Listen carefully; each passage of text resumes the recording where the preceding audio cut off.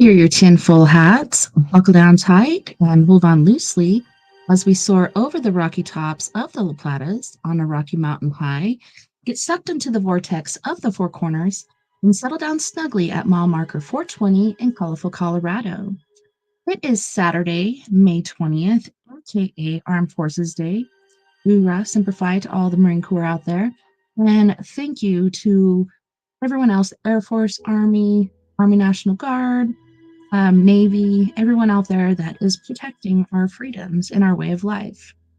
For those of you across the pond and beyond, it is Sunday, May 21st.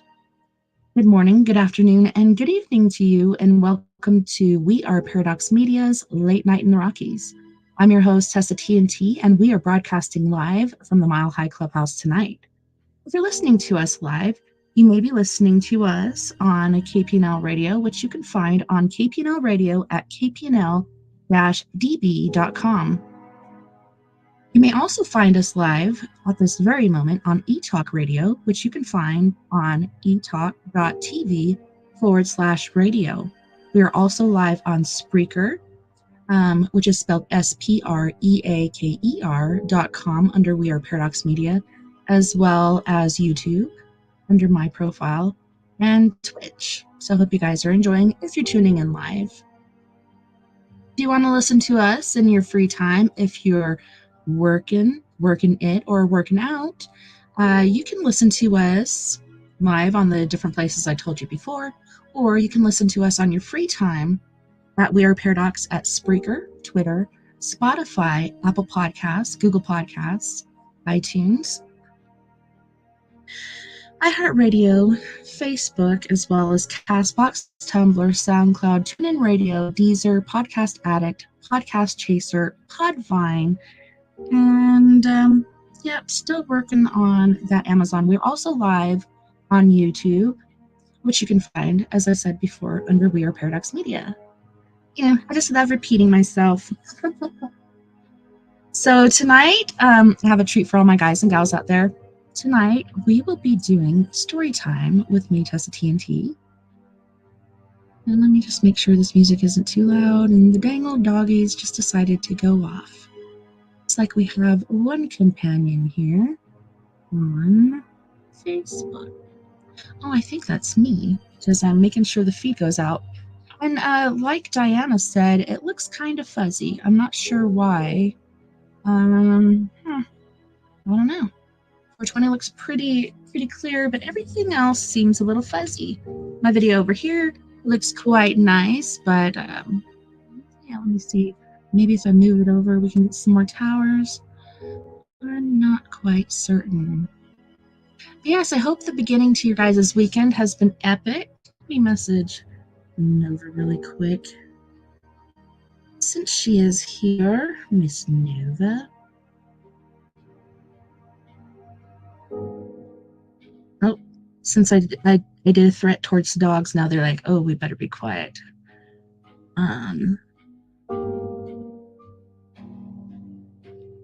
Oops.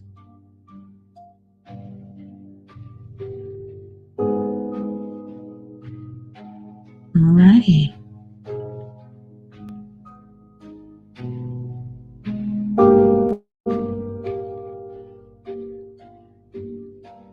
Alright, so it's story time this evening with me, TessaTNT, and it's going to be epic. This has been a really good book so far.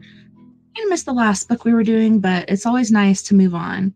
So I almost said movie. So the book we're doing this evening is The World's 100 Greatest Mysteries and Strange Secrets of the Past Revealed.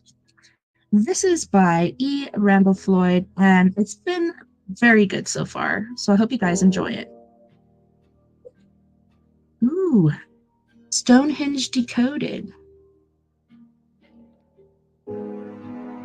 Of all the world's great mysteries, none has haunted the popular imagination more than Stonehenge, that brooding circle of giant stones towering over a windy, desolate plain in southern England. Nobody knows who built Stonehenge or why. In many ways, the origin and purpose of the megalith remains as mysterious as it did when Roman legions overran the British Isles more than 2,000 years ago. Was it a temple of the sun, a royal place, a magic shrine, an observatory for studying the heavens? Some have even suggested it was a gigantic computer built centuries before the Greeks mastered mathematics. By aligning the stones with astronomical formations, it is possible to mark the passage of time and predict future events, or so it is said. Until recently, many people thought Stonehenge was built by a mysterious class of Celtic priests known as Druids. According to legend, the Druids, clad in white robes and adorned with sacred mistletoe leaves, used the temple as a place of worship and as a site for bloody human sacrificial rituals. But modern archaeology has determined the mysterious structure situated on Salisbury Plain in the county of Wiltshire predates the Druids by more than 1,000 years and was built in several stages over a period of several centuries. Stonehenge owes much of its mystical reputation to a 12th century historian, Geoffrey of Monmouth, and Camelot. He also claimed that the magician Merlin used magic to transport stones from Ireland that were used in the site's construction. Ever since, the place has been a scene of much mystery and magic. Even though many people continue to believe Stonehenge was built by the Druids, most experts now agree that assemblage was built and rebuilt by a series of Neolithic peoples who inhabited the area over a period of some 2,000 years. According to some authorities, construction probably started around 3000 BC when a group of Stone Age people arrived in Britain. At that time, Stonehenge was a little more than a circular ditch and bank, about 6 feet high with a broad entrance. Around this formation were 30 smaller, but still immense, upright stones forming an outer circle, with 30 slightly smaller lintels making up a continuous level ring, its surface about 16 feet off the ground. Several centuries later, a highly developed Bronze Age group known as the Beaker Folk were credited with hauling and erecting the estimated 82 original bluestones monoliths, each weighing up to 5 tons, which they probably brought by a sledge roller and barge from the Presley Mountains in southern Wales. Refinements to Stonehenge were made 50 years later by another Bronze Age group known as the Wessex. It is possible that Stonehenge remained a center of some sort even into Roman times, though most experts say it is doubtful that it was used by the Druids, who favored groves and streams for their mystical worship services. Excuse me. One British investigator, author Daniel Cohen, explains, if it had been a center of Druidic resistance to the Romans probably would have had it torn down. As it was, they simply ignored it. Gradually, Stonehenge fell into disuse, and its original purpose was forgotten. Part of the mystery centers around its construction. For example, many experts wonder how a pre-Roman barbaric people like the Britons were able to build such an elaborate assembly without the required technology. Even more puzzling are the so-called bluestones. As previously noted, these enormous slabs, each weighing about 5 tons, could have come from only one place, the Presley Mountains in Wales, some 130 miles from Stonehenge. The question is, how did they get there? The easiest way to move these stones would have been by water, said Cohen, and the most direct route would have involved floating the stones on rafts over 250 miles, 15 miles of waterways, then dragging or rolling them overland for another 125 miles or so. Point is added by Cohen. Construction of Stonehenge was a local project involving native labor. ideas, and technology. He admitted, however, there is a possibility that builders from more advanced Mediterranean cultures may have helped. Similar groups of megalithic stone circles have been found throughout Western Europe, from the misty fens of Sweden and the Shetland Islands of the north to Spain, Portugal, and Malta in the south. One source estimated that at least 50,000 Stonehenge-like assemblies have been located, while countless thousands of others were destroyed by Christian zealots, who saw them as pagan ceremonial centers. Many others were simply pushed aside to make way for highways, houses, and parking lots. That's sad. Can't you just go around? During the Middle Ages, Christians viewed these colossal monuments as evil, the handiwork of devils and demons, of wizards, or of the giants who walked the earth before the flood. In later times, people thought they were simply crude copies of the more polished monuments of the Middle East and Homeric Greece. Is it Homeric? I'm not sure. The designs, they said, had been brought by missionaries preaching a new religion, or by merchants following the trade routes which brought amber from the Baltic and tin from Cornwall to the Mediterranean world. In 1963, American astronomer Gerald Hawkins claimed to have found a simple yet complex answer to the Stonehenge enigma. In his book Stonehenge Decoded, Professor Hawkins theorized that the ancient collection of rocks once served as a kind of prehistoric computer, its primary function being to make intricate calculations of sunrises and sunsets, the movements of the moon, and the eclipses of both sun and moon. While modern archaeology, aka archaeology, has answered many questions about Stonehenge, many secrets remain. It's pretty interesting, and my friend Jim from Scotland was also talking about a Stonehenge there that they had uncovered, and they have to get rid of tons of dirt and such in order for it to be shown. Sorry, my allergies are kind of acting up. My nose is running. But yeah, Scotland has its own Stonehenge, just like I was saying. So many places have a Stonehenge. It's pretty interesting. Alpine Iceman. In the fall of 1991, two German hikers trekking across a glacial region of the Tyrolean Alps near the Austrian-Italian border came upon a grisly sight. Frozen in the ice and drifting snow was the badly decomposed body of an oddly attired man, armed with a copper axe, knife, longbow, and leather quiver bulging with flint-tipped arrows.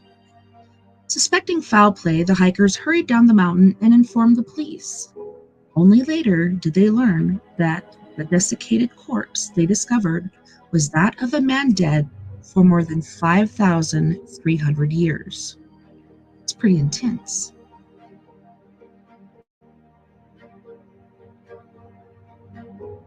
The discovery of the Alpine Iceman made headlines around the world. Some anthropologists compared the significance of the find to the discovery of ancient Troy and King Tutankhamun's tomb. For the first time, scientists had an opportunity to discover the well-preserved remains of a Stone Age European.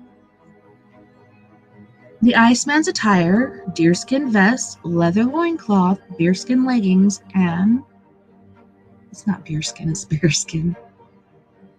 But that brings me back to Kiwis who say kitty bears instead of teddy bears. Bearskin leggings and a conical cap made of fur provided valuable clues to a long-vanished culture.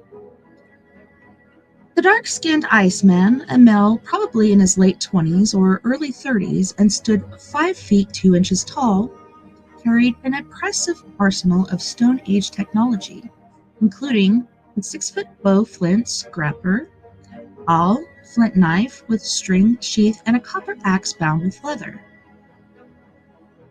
Elated, scientists hailed the find as a time capsule of everyday Stone Age life.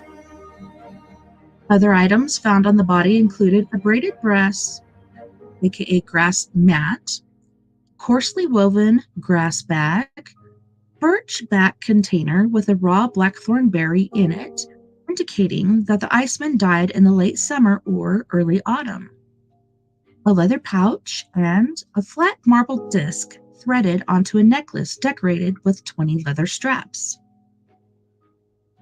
There is evidence to suggest he was clean shaven, sported curly brown hair, and wore an earring. Worn teeth indicates he probably ate coarse ground grain, or that he regularly used his teeth as a tool. I forbid my kids to do that all the time. I'm like, don't use your teeth as tools. Almost immediately, questions arose pertaining to the Iceman's authenticity. Skeptics declared it an elaborate hoax, comparable to the Piltdown Man. One expert asserted that the body was that of a transplanted Egyptian mummy, while another insisted it was a mummified remains of a pre-Columbian American. But an international research team writing in the Journal of Science dismissed the possibility of fraud as highly unlikely. The authors based their conclusion on analysis of DNA samples taken from the Iceman's muscle, bone, and connective tissue, which seemed to confirm he is a Guinean. Guinean European from the late Stone Age. I don't know, I got kind of excited because I'm Guinean too. There are relatives of the Iceman all over Northern Europe, commented Dr. Brian Sykes, an Oxford geneticist who took part in research led by the University of Innsbruck. Still, many unanswered questions remained. Who was he? Where did he come from? What was he doing wandering around glaciers more than 10,300 feet above sea level? It just doesn't make sense, said one American member of the research team. Considering the way he was dressed, he was prepared for the harsh altitude in an LL Bean kind of way. But the thing that eludes us is what he was doing up there in the first place. Perhaps he was a farmer or a shepherd, say some archaeologists, or a trader or prospector. Others suggest he was a village outcast, perhaps a criminal on the run or exiled. Since X-rays revealed some broken ribs, at least one researcher, Dr. Conrad Spindler, author of The Man in the Ice, believes he got into a fight in a village below, and this led to his injury and flight into the mountains. But Lawrence Barfield, an archaeologist at the University of Birmingham in England who specializes in prehistory, thinks otherwise. In an interview published in the New York Times, Dr. Barfield said a more economical explanation would be that he was already up in the mountains with his sheep when an accident prevented his descent to the valley before the snow came. Even before genetic studies confirmed this authenticity, Dr. Barfield pointed to one artifact that he says clearly refutes the idea of fraud. A small antler point inserted into a lime wood handle used in retouching flint tools. No one thinking to perpetuate a fraud would have thought to include this particular tool in the Iceman's kit, Dr. Barfield said. At least 50 radiocarbon tests have verified the age of the Iceman's body and that it had lain encased in ice since the time of the pyramids. While the unfortunate Iceman has taught us much about our age, it is doubtful that scientists will ever understand the tragic fate that befell the young traveler so long ago. Pretty intriguing. Uh-oh, I just lost my bookmark. Let me put a pin in here and redo this.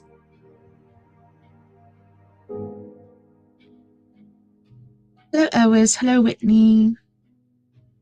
Long time, Sister Whitney. Hello, Brenda. Hello, Jackie. Got it. In this sign shalt thou conquer. Rome was worried. For centuries, the great empire had maintained peace and fostered prosperity throughout its sprawling realm, from the shores of the Mediterranean to the forests of Germany. Now, in the 3rd century of the Christian era, barbaric warlords and political instability threatened to topple the empire. Galloping inflation added to its woes, as did marauding bands of soldiers that ravaged the countryside, slaughtering civilians and Republican guards who got in their way. Unhappy people turned to magic and pagan gods in an attempt to cope with the horrific changes sweeping across the land. Hello, Keith. Some embraced strange new religions that promised powerful supreme God was the answer to their prayers, rather than old Olympian deities. To stem the growth of Christianity, Rome's rulers had resorted to harsh punishment and executions in the name of Jupiter, Apollo, Minerva, and other immortals who had held sway in the empire's capital for centuries. Christians were routinely beaten, tortured, mutilated, and decapitated, imprisoned, and thrown to the lions. Sorry, there's a cat hair getting me. Then all at once it stopped. Almost overnight, Jupiter and his consortium of old gods were gone, replaced by Christianity as the official state religion. What happened to bring this mystifying event about? Some scholars credit Emperor Constantine with a sudden change. According to an account written shortly after Constantine's death in 337 by Bishop Eusebius, it happened in October 312, when the emperor was marching on Rome to reclaim it from his rival Maxentius.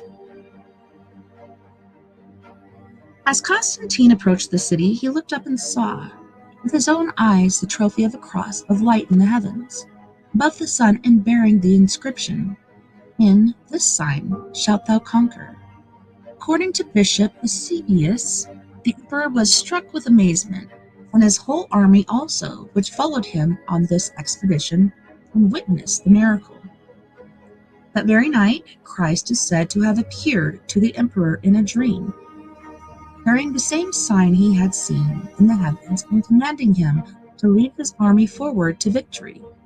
At dawn the next day, Constantine ordered workmen to fashion a standard made of gold, studded with precious jewels, and bearing a monogram symbolizing his fealty to Christ. Behind the ensign, and according to some accounts, with a special sign of the cross painted on every shield, Constantine's soldiers defeated the enemy at Milvian Bridge on the river Tiber. Or is it Tiber? I think it's Tiber. Constantine entered Rome victorious, and from that day on, a committed Christian. Or was he? I don't know. Some scholars suspect that Constantine never truly abandoned his pagan ways, even though he ascribed his specular military success to the vision of the Christian cross, and much later in life was baptized into the Christian faith. One view holds that the emperor continued to worship the sun god Mithras, the religion of his father and several emperors before him. Other scholars point to the fact that Constantine scratched pagan symbols from his coin and even removed his statue from pagan temples as proof of his conversion to Christianity. During this long reign, Constantine saw to it that Christians were treated fairly, even though he continued to tolerate paganism as well. He enacted many laws favorable to Christians, prayed every day, and enjoyed the company of Christian bishops. The evidence then seems overwhelming that Emperor Constantine did believe in the Christian God. The Edict of Milan which granted Christianity the same rights as all other legitimate religions. And his baptism seems to support his view. Did Constantine have the experience that Eusebius describes? Scholars have wrestled with that question for more than 1,600 years. Many skeptics want to know why and how such a startling revelation could have been kept secret until after the emperor's death. How, too, they wonder, was it possible to create an elaborate bejeweled standard in a single morning, almost on the very day of battle? And why, after being converted to Christianity in such a miraculous way, was the emperor not baptized as a Christian until the last year of his life? Historians believe that in an age of superstition, stories about divine visions were bound to gain currency. Everybody at the time, pagan or Christian, believed in miracles and the wonder of Constantine's conversion, as narrated by Eusebius, had a tremendous impact not only on the bishop's contemporaries, but also on many generations to come. There can be little doubt, however, that something happened to the emperor on the eve of his entrance into Rome. Some scholars have suggested that his vision may have been caused by what meteorologists call the halo phenomenon, in which ice crystals in the upper atmosphere form light rings around the sun. I've taken pictures of that, and it's so beautiful. Very occasionally, such rings interlock in a pattern that can suggest a cross to some viewers. I've never seen that. I've just seen the rings. In any event, Constantine was certainly not a Christian before the Battle of Milvian Bridge, but scholars say the victory convinced him of the power of the Christian faith, and he never forgot it. After unifying the Western Empire under his own rule, he moved quickly to help the poor and repressed Christians, who now suddenly saw their religion elevated to great heights of power and prestige. And for the rest of his life, Constantine's imperial armies marched behind the sacred Labarum, and the name given the banner on which Constantine's monogram of Christ was inscribed. And they never failed to emerge victorious in hoc signo, aka in this sign. Pretty interesting. Let me see who's watching. All right. Hello, Twitcher. Hello, Facebooker. I'm so glad you guys joined us.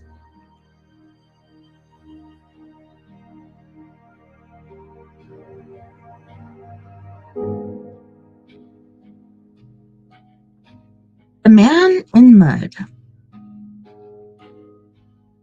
In the summer of 1950, peat cutters worked among the acidic bogs near Tullen Finn in northern Denmark and uncovered the naked body of a well-preserved man with noose around his neck. Police were called in to investigate, but the corpse was no recent murder victim. Radiocarbon testing showed the dark, leathery brown body crowned with a shock of reddish hair to be at least 2,000 years old. The find was similar to hundreds of other bodies pulled from the deep bogs of northern Europe in recent years. What made the Tullen discovery so unusual was the high degree of preservation and serenity of the corpse. His face wore a gentle expression, wrote Professor Peter V. Glob, the Danish archaeologist called in to examine Tullen Man, as the victim came to be called. The eyes were slightly closed, lips softly pursed as if in silent prayer. Some say he was the victim of an ancient execution. Others contend his death was part of a ritualistic sacrifice to pagan gods. Dr. Glob, a leading authority on the so-called bog people, suggested Tullen Man might have been a priest who volunteered to be strangled with a ceremonial rope and buried in peat to honor a northern fertility goddess during a winter festival to hasten the arrival of spring. It was on just such an occasion that bloody human sacrifices reached a peak in the Iron Age, Dr. Glob wrote. But Dr. Glob and other investigators are quick to make distinctions between Tollin Man and the hundreds of other Iron Age bog burials scattered throughout northern Europe. While most victims found in the bogs died extremely violent deaths, strangulation from either hanging or garroting, visible blows to the head, or from multiple stab wounds to the heart, Tollin Man apparently suffered no brutal treatment at the hands of his executioners. This one, Tollin Man, bore no signs of violence other than the marks of the noose, he said. The Nordic peoples, until they turned Christian many centuries later, associated hanging less with punishment than with offerings to their gods. Adding to the mystery was the fact that Tollin Man had no calluses and was well groomed and stripped before being deposited in the bog. This, say investigators, is a clear indication that the victim was of high social standing, perhaps even a leader. You never know. During the Middle Ages, superstitious peat cutters usually associated bog people with evil and quickly reburied them in consecrated soil. Many peasants avoided the lonely bogs because they feared encounters with the devil. It wasn't until after World War II, when modern dating technology became available, scientists learned the antiquity of the bog people. Altogether, some 890 bodies have been recovered from bogs in Denmark, Germany, England, Wales, Scotland, Ireland, and elsewhere in Northern Europe. The best documented and most numerous are the Danish finds, particularly in North and Central Jutland. Or is it Jutland? Not sure. The Danish finds include Tollin Man, whose collaborated head now rests in the Silkeborg Museum in central Jutland, and an equally famous neighbor, Grabal Man, whose throat was slashed from ear to ear. Sometimes around 100 BC. Excuse me. A few finds are truly ancient.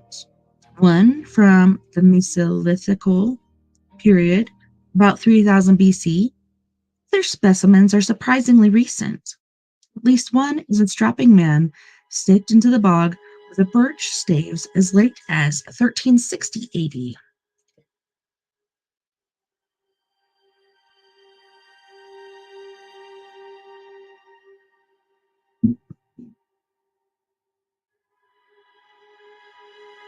The remarkable state of preservation of the bog people has been attributed to the unique chemistry of a peat bog.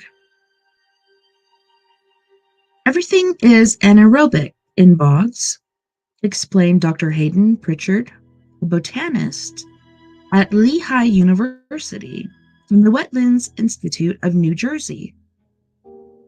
Particularly at the lower levels, there's almost no life because there's no oxygen. You need oxygen to degrade flesh.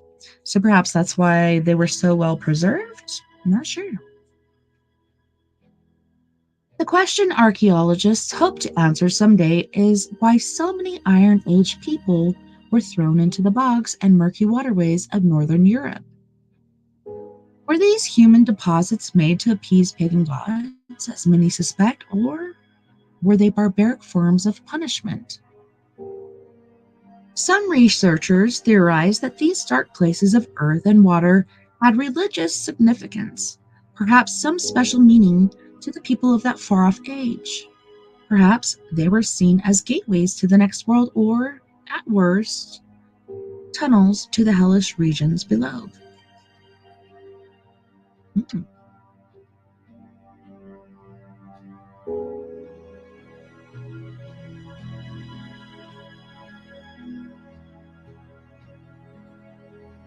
Star-crossed voyagers.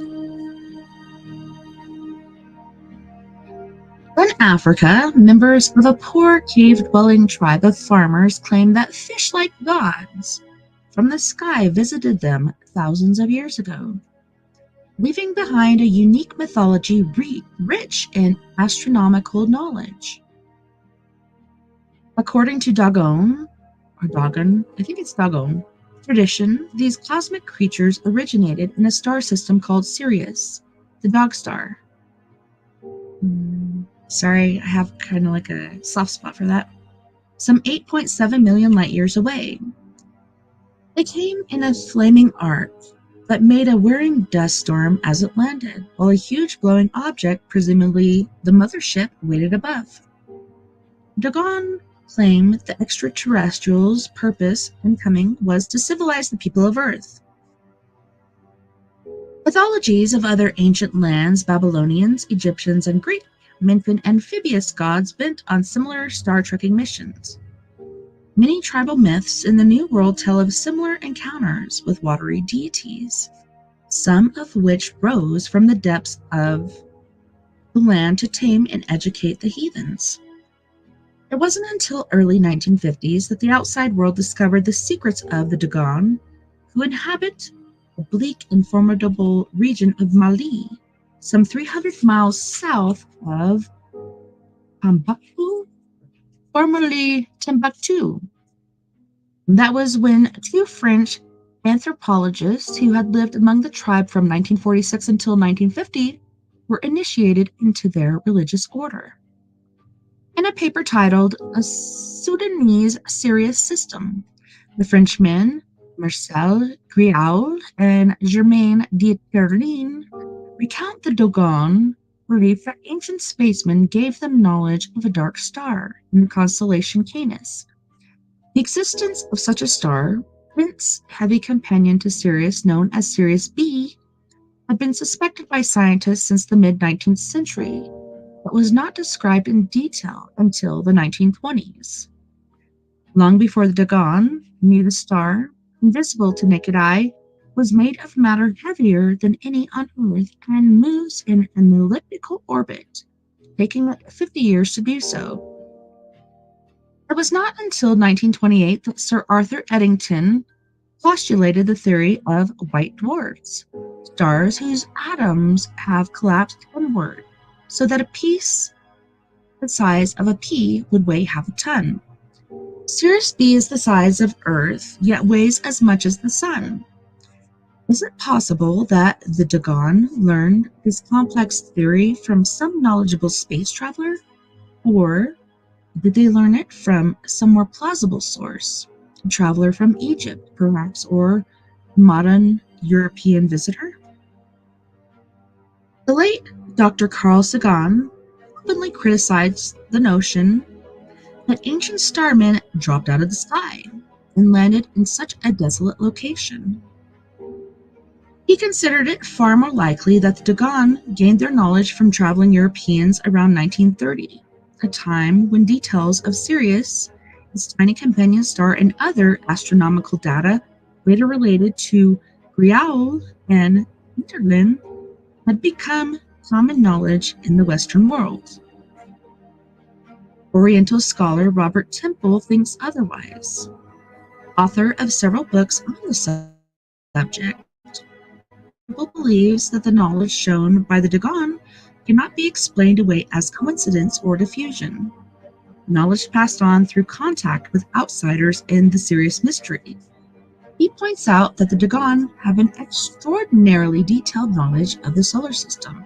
And how? Like, they don't have telescopes or anything. It's so amazing how so many ancient peoples lined up with the stars. Yes, that can be simple if you do it correctly at the right time, but even, okay, the pyramids,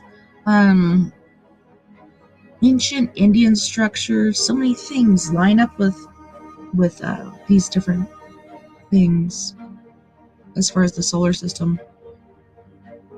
For example, they said the moon was dry and dead, and without benefit of a telescope, they drew pictures of Saturn with rings around it. How did they see that? Like, that amazes me. They knew about the moons of Jupiter as well. Seriously? Like, I can't even see that with my naked eye. they recorded the movements of Venus in their crude temples. Temple concludes that the Dagon might have learned about Sirius and fish gods from Egyptians, who probably passed down the information by the Babylonians, Greeks, and other ancient cultures. But where did the Egyptians get such detailed information about the cosmos? While most cosmologists shrug off theories of extraterrestrial connections, Temple suspects intelligent beings from outer worlds. Perhaps the region of Sirius visited Earth in antiquity and imparted such knowledge. I don't know why, but I've always been drawn to Sirius and Sirius B. It is worth noting that the Dagon tribe is believed to be of Egyptian descent.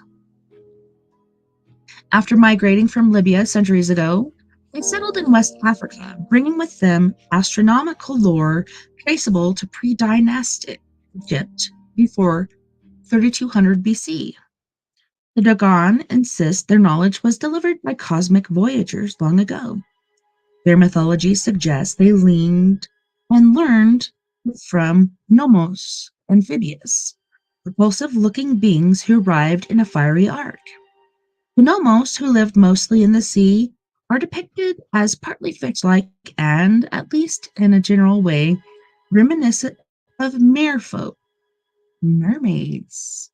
I knew they existed. Ancient Babylonian mythology makes reference to similar starborn creatures called Oms, while earlier societies gave them different names. The Sumerians, for example, called them Enki, E-N-K-I, if you must know. The Dagon also speak of a second star orbiting Sirius, at right angles to Sirius B. They call it Emma, son of woman. But this celestial object is presently unknown to science. Dagon tradition holds that this second star is the home of Nomos. It's so crazy. We can get through this before next break. The very Anu, or is it Anu? A-I-N-U.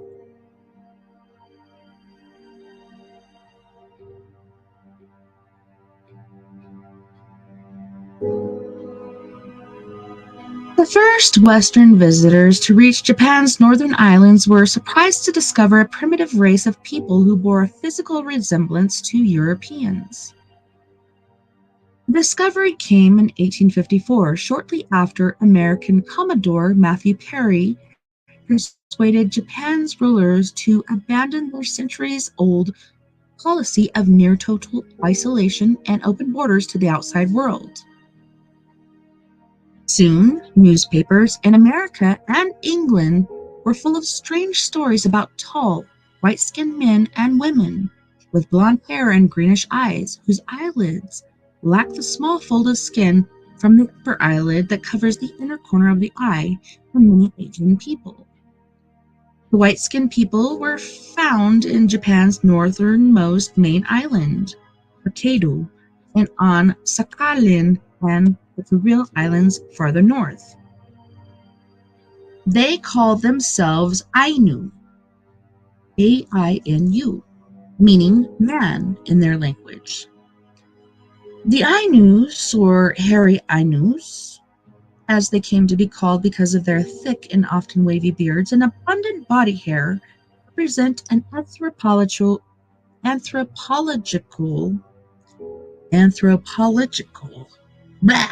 enigma, while their physical appearance clearly sets them apart from Asian neighbors.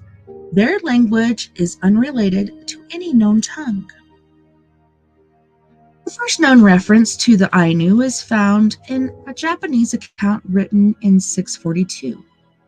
They became regular trading partners with Japan in the 8th century, specializing in hide, fur, fish oil, feathers, and dried fish in exchange for metal tools and luxury goods. Despite their Caucasoid appearance, they were separated by thousands of miles from their nearest possible relatives and surrounded by Asian peoples. Who are the hairy Ainu? Where did they originate? How did they come to be where they are. Nobody knows, not even Japanese anthropologists who have spent almost a century studying the Ainu culture. Ainu culture legends claim that their ancestors fell from the sky. Their way of life, however, closely resembles that of the people of the west coast of the Pacific Ocean. Some authorities believe Ainu is one of many small, mysterious groups of people, remnants of early races that are fast fading into extinction. Many Ainu customs are found nowhere else in the world, such as the men's use of ceremonial mustache lifters and drinking, and tattooing of women around their mouths, and the absence of rites marking important stages in a person's life, including puberty.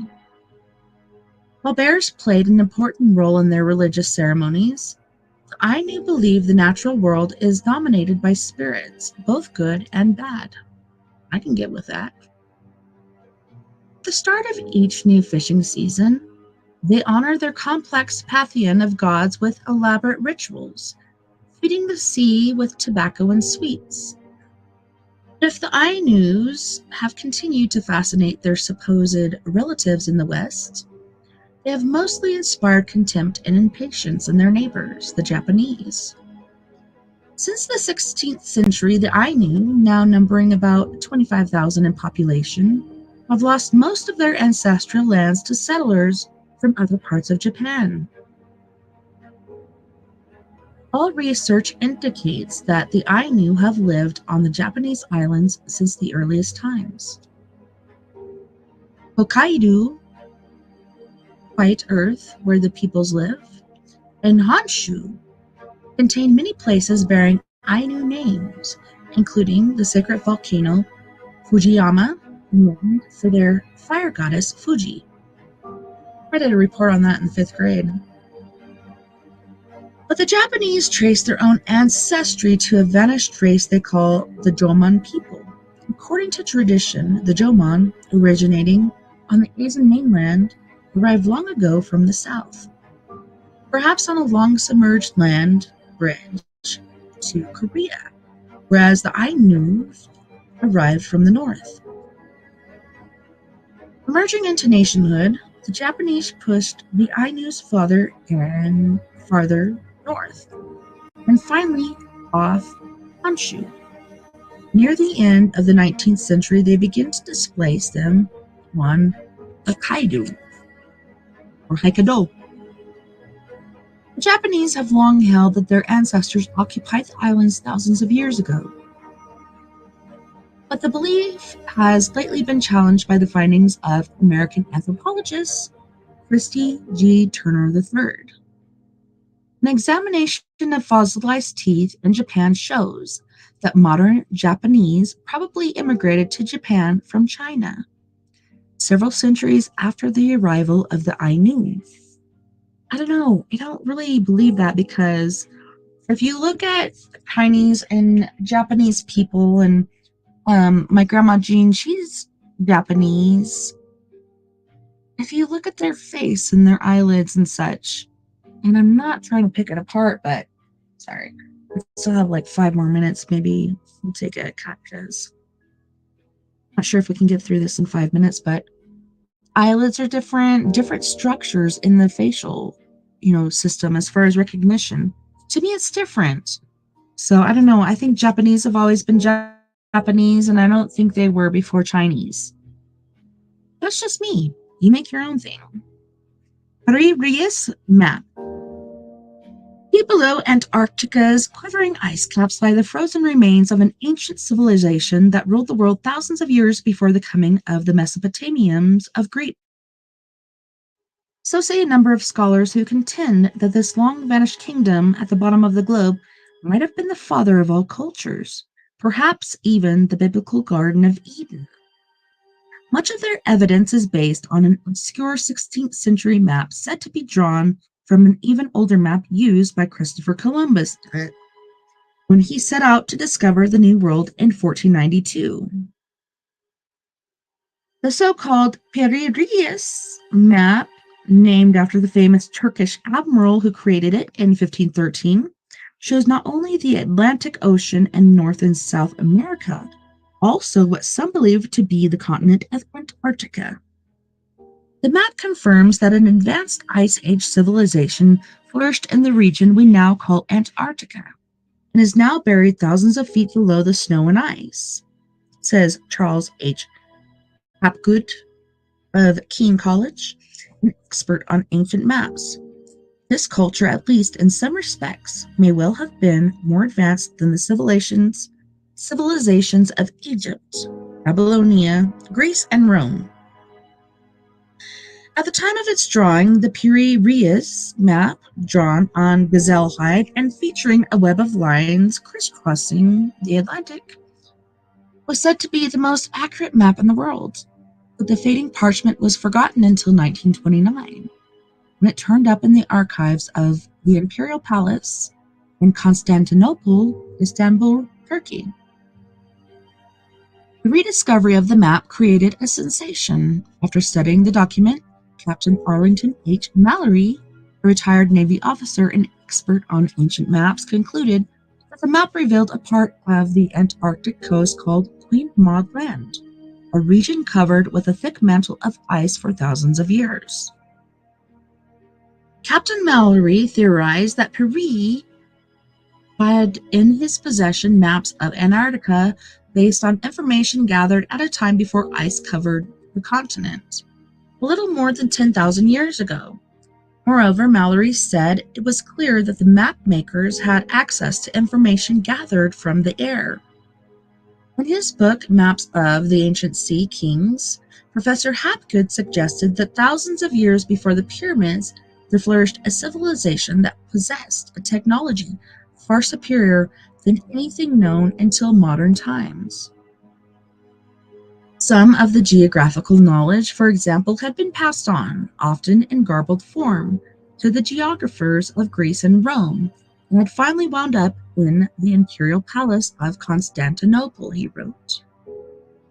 It was from such information that Piri-Reis had obtained his picture of Antarctica before the last ice age.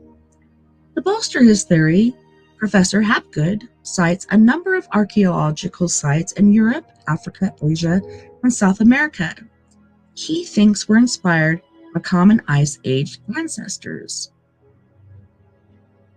These ancestors, whether native to this planet or stranded survivors from another world, possessed navigational and technological skills far superior to the peoples of ancient, medieval, or recent modern times, the professor added. Now, this was extraordinary, he told Fate magazine in 1966. In the first place, nobody is supposed to have discovered Antarctica until 1818, 300 years after Piri-Reis, and it is regarded as unthinkable that the Greeks, Romans, Babylonians, or Phoenicians could have sailed that far in the second place.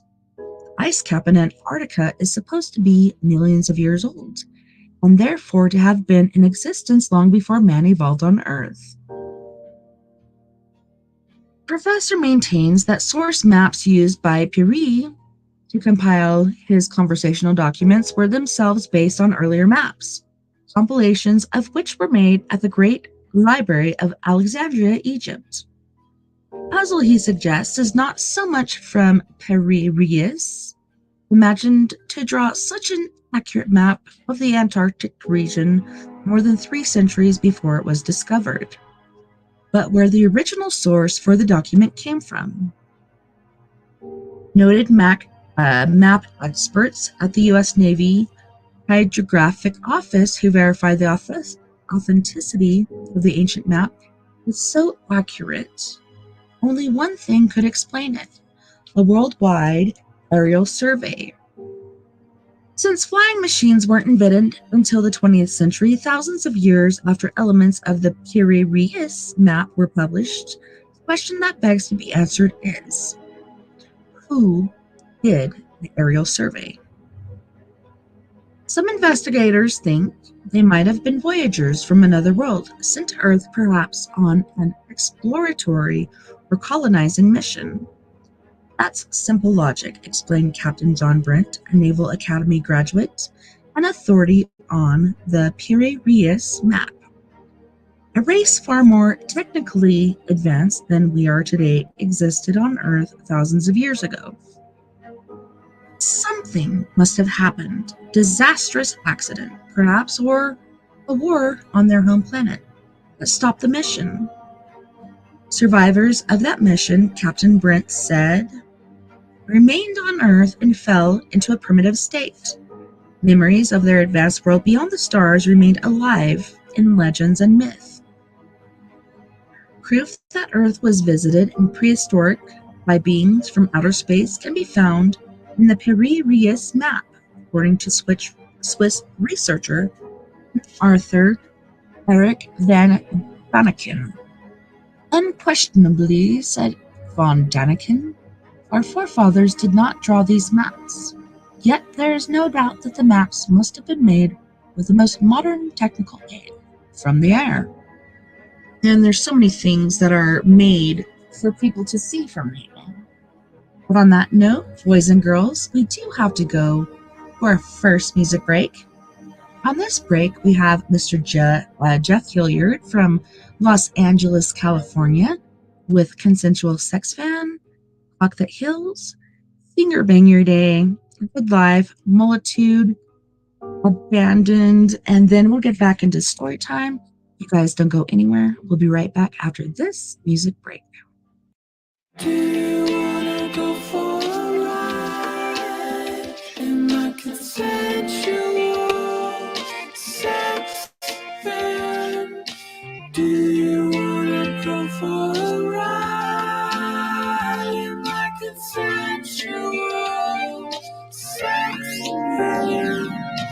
Let me take you far away from all this huff and puff. There won't be nothing in between our love, like a pair of doves flying high above, where nothing can touch us, touching softly. Don't let me go, I won't let you go. This is eternity with me, baby. Do you wanna go for a ride in my consensual sex van? Do you wanna go for a ride in my consensual sex van? You don't have to be alone.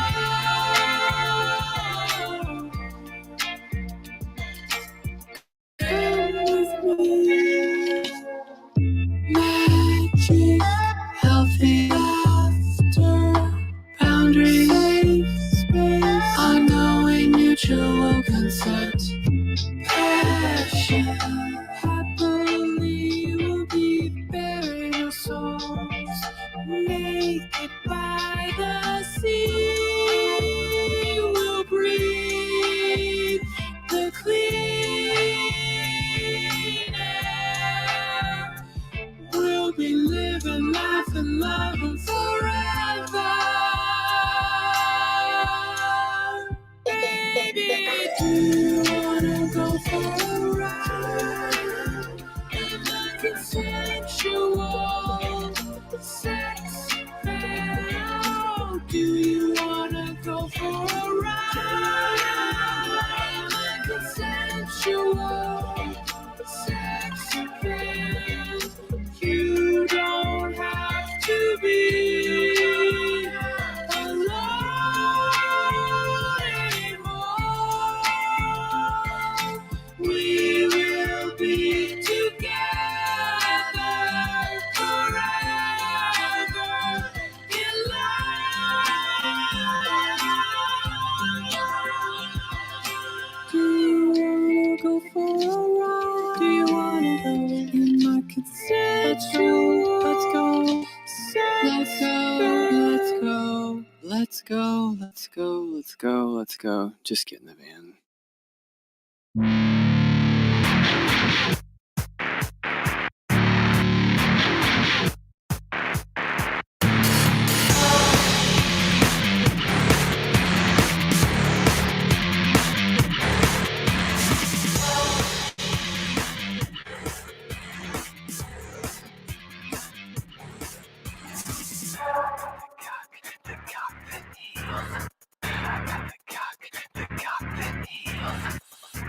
You want the cockpit heels. You need the cockpit heels. One way out, time to give in. I will be the one that can heal you. Dirty knees, desperate eyes. Build a boy you feel inside. Open wide, it's the fight for your life. You can get what you want and build a hole inside. Open wide, it's the fight for your life. Don't be afraid, you can make it right. Make it right. Make it right. Don't be afraid, you can make it right.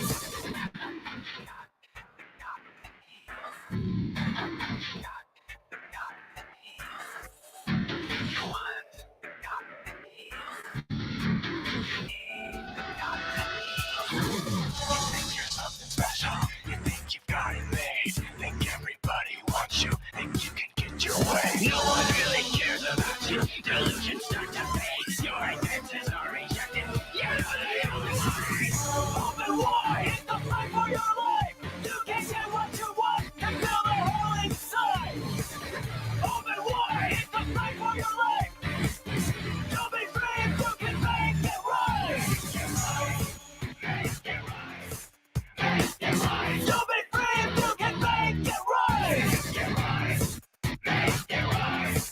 Make it right. Don't be afraid, you can make it right.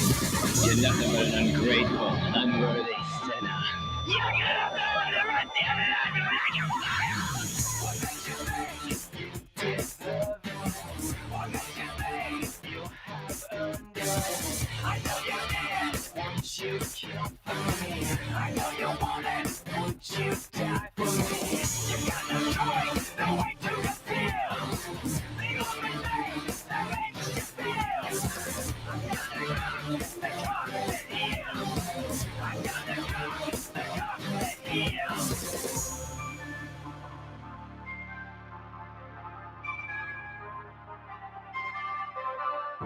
You're desperate and pathetic. Nothing but a coward. You're a fool with nothing to offer. No one will ever believe you. They see you for what you are. You're just a fraud, a shell of a worker. And now the power that fears the magic that demons. They love you. They enslave you into the dust of hate. I am the son of all.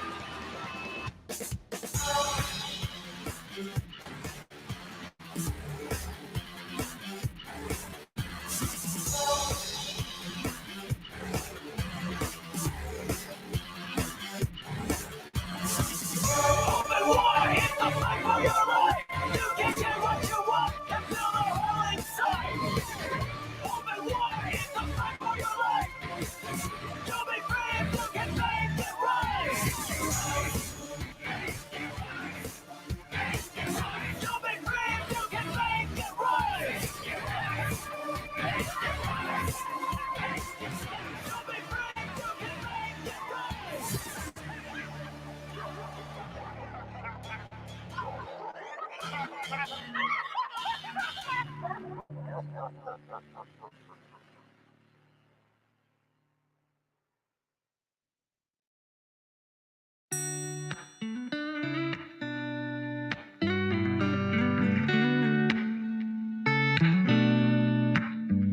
When your life is a never-ending train wreck and you feel like you're drowning in a sea of regret, with a bit of oppression pressing down on your neck, it hurts so bad. When your overwhelming hatred kills your heart's desire, and reality starts looking like a dumpster fire. You start bitching to me, but you're preaching to the choir. You don't need to be so mad. 'Cause sometimes we hurt, sometimes we cry, sometimes we're sure there's no reason to try. When the whole world goes completely insane, open your heart, stand up and sing. I'm gonna finger bang my day. Yeah, yeah, I'll finger bang my day. That's right. You gotta make the choice to give it all you've got, and make your day long with pleasure, really make it hot. Because your day deserves a lover that pulls out the stops. Come on, it's not so hard. 'Cause sometimes we hurt, sometimes we cry, sometimes we're sure there's no reason to try. When the whole world blows up in our face, what else could we do but stand up and sing? I'm gonna finger bang my day. Yeah, yeah. Finger bang my day.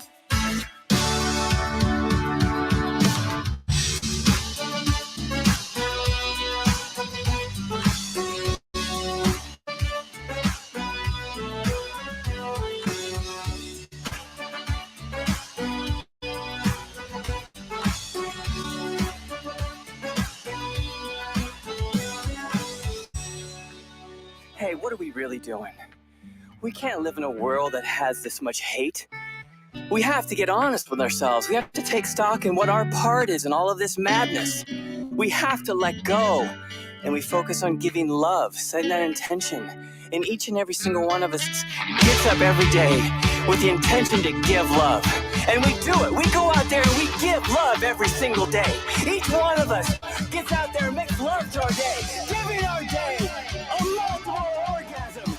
The whole world will be orgasmic for the rest of eternity. Sometimes we hurt, sometimes we cry, sometimes we're sure there's no reason to try.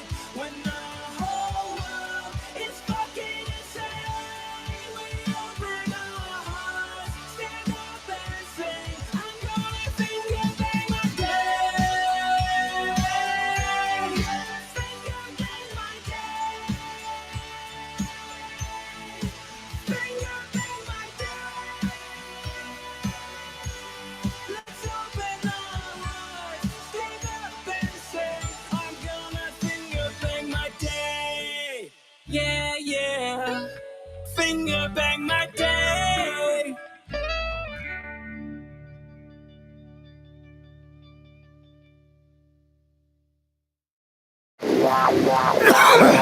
Excuse me!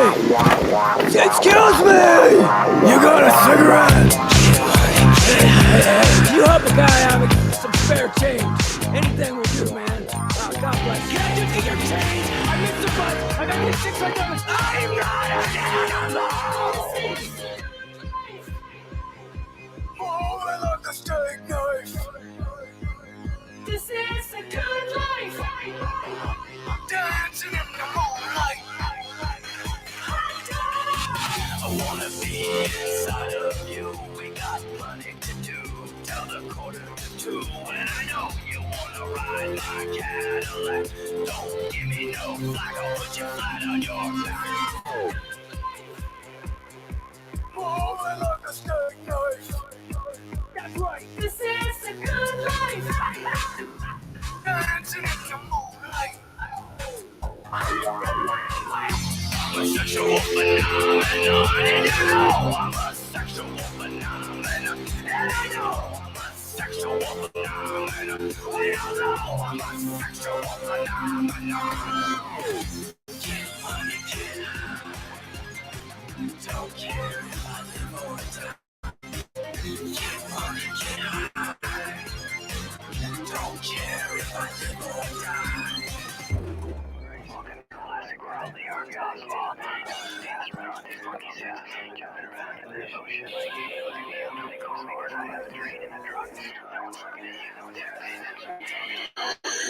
God's not gonna save you.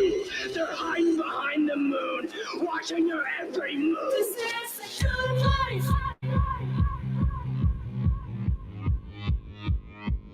This is the good life.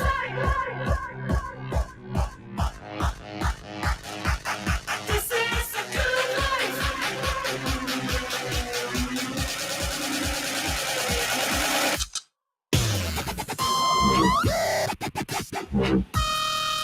Get money. Get money. Get high. Get money. Get high. Get money. Get high.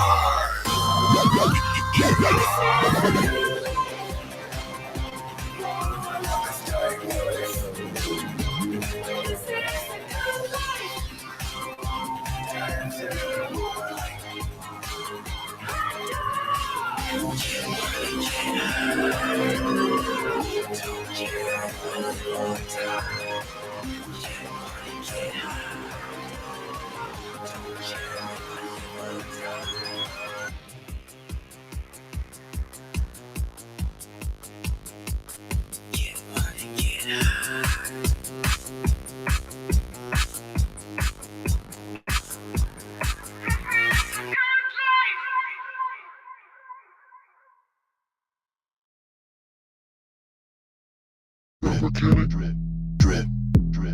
Drip, drip, drip, drip, drip, drip, drip. I got Mola moves, got that Mola too. You think it's wrong? Back of the head too long. Fuck that. Check these Mola moves. You need a Mola too. I can do no wrong. Back of the head long, never gonna cut it. All these hookers sweet on me. Look at them chasing me, showing me that ass and a banged up snatch. I do this shit for free. Go down your mom till 3. She's taking selfies with the mullet like it's history. How can I maneuver you with that pussy, dude? You sit like Buddha waiting on it to come to you. My lines are straight to the point. She shows me gratitude. So what's your latitude? Yes, it's just your attitude. Head for the alligator, double dually Lamborghini. All up in a silly little yellow polka dot bikini. I got Mola moves. I got that Mola too. You think it's wrong? Back of the head too long. Fuck that. Head for the alligator, double dually Lamborghini. All up in a silly little yellow polka dot bikini. Check these Mola moves. You need a Mola too. I can do no wrong. Cut it. Alligator, double dually Lamborghini. All up in a silly little yellow polka dot bikini. You're like the butt of a butternut cutting up panini. So climb back in your kangaroo pouch like a roll of genie. These moves are hot, these locks I got. This power cannot be disputed and it can't be bought. So you can find me in the studio with all these thoughts. You wanna buy my style, but you can't do what you're not, neighbor. I got Mola moves, I got that Mola too. You think it's wrong? Back of the head too long. Fuck that. Check these Mola moves. You need a Mola too. I can do no wrong. Back of the head long, you're gonna cut it. Got that motherfucking Mola.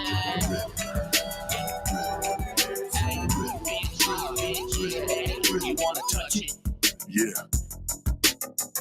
Next time you come around here with your bitch ass, just remember how my mullet makes your hoes pussy drip, drip, drip. I got Mola moves, I got that Mola too. You think it's wrong? Back of the head too long. Fuck that. Check these Mola moves. You need a Mola too. I can do no wrong. Never gonna cut it. I got Mola moves, I got that Mola too. You think it's wrong? Back of the head too long. Fuck that. Check these Mola moves. You need a Mola too. I can do no wrong. Never gonna cut it. Never gonna cut it. Never gonna cut it. Mola moves. It's a Mola, bitch. Mola moves. Mola moves. All up in a silly little yellow bucket. Never gonna cut it.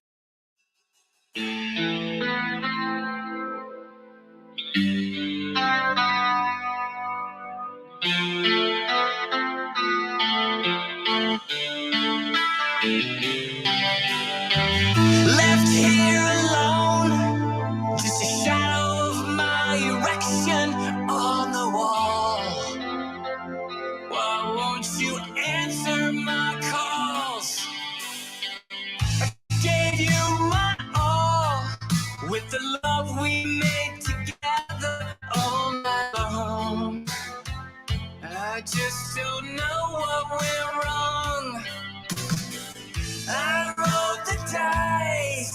'cause I thought I saw forever in your eyes. Was all that passion a lie?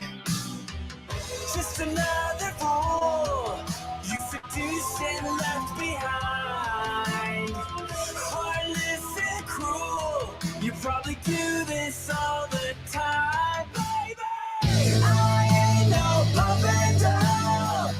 I believe in the power of love. One night is not enough. How could you abandon our love? How could you abandon our love?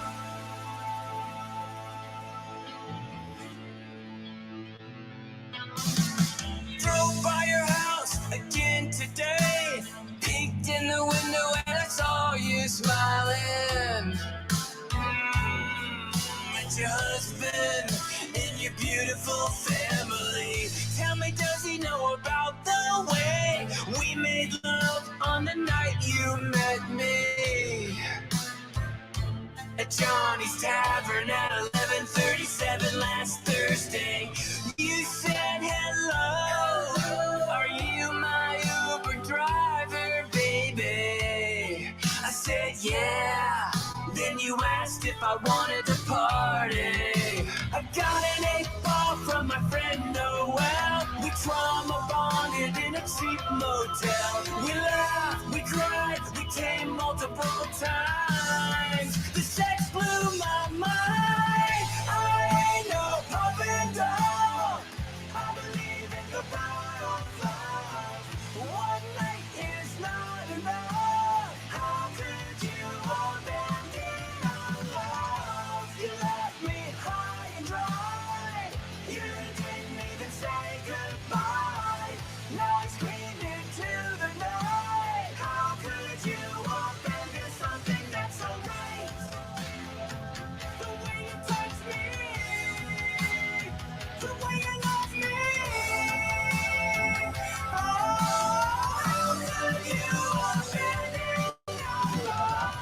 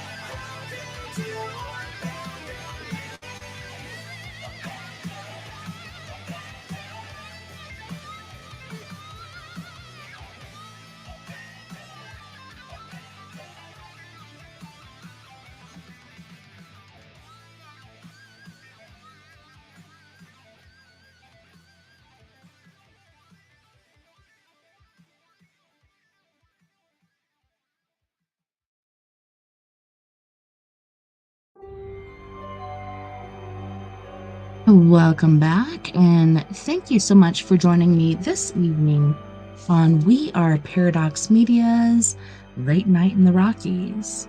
I'm so glad you could join us this evening, and I hope you've been enjoying story time this evening. We're reading from Randall Floyd's The World's 100 Greatest Mysteries, Strange Secrets of the World Revealed.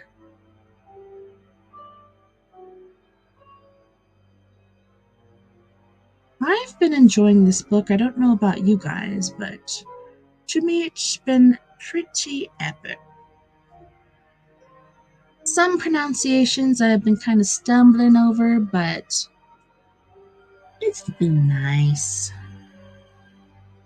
You guys ready for more? Let me double check my sound settings. Make sure I'm actually back in effect. Yes, everything is good on the home front.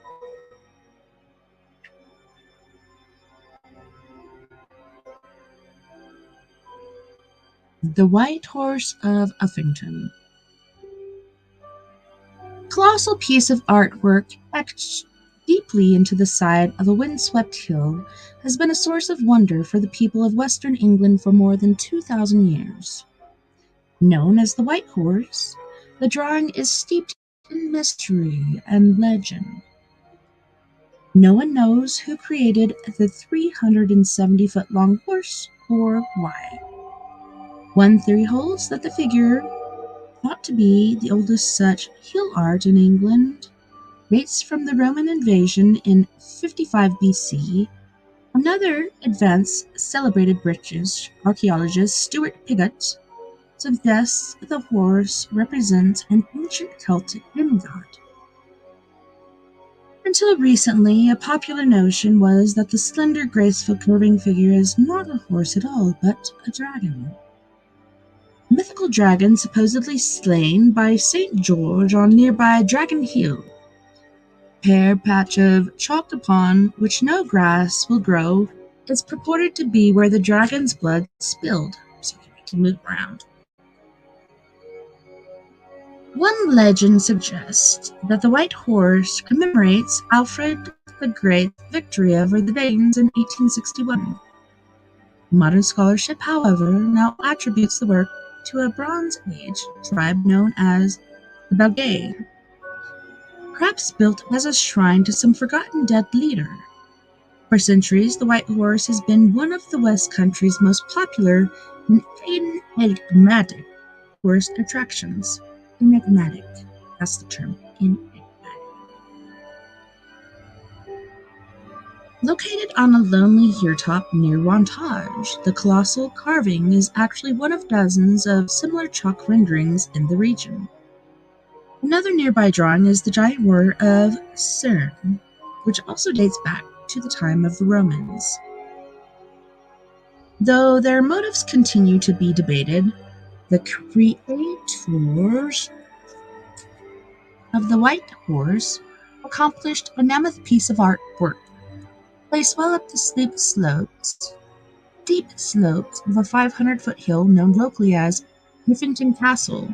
The horse was constructed by carving deeply through sod to the solid chalk surface of the Downs of Wessex, aka Wessex Hills. Swaths in many areas are actually terraces banked up in some places, and the horse's eye is a level platform raised above deeper trenches in the chalk. The club-toting Cerne giant is of simpler construction, ditches scratched into the sward, but the giant's proportions are impressive, pacing out at 180 feet from head to toe and 167 feet across from the tip of the club to the opposite hand. Oh my.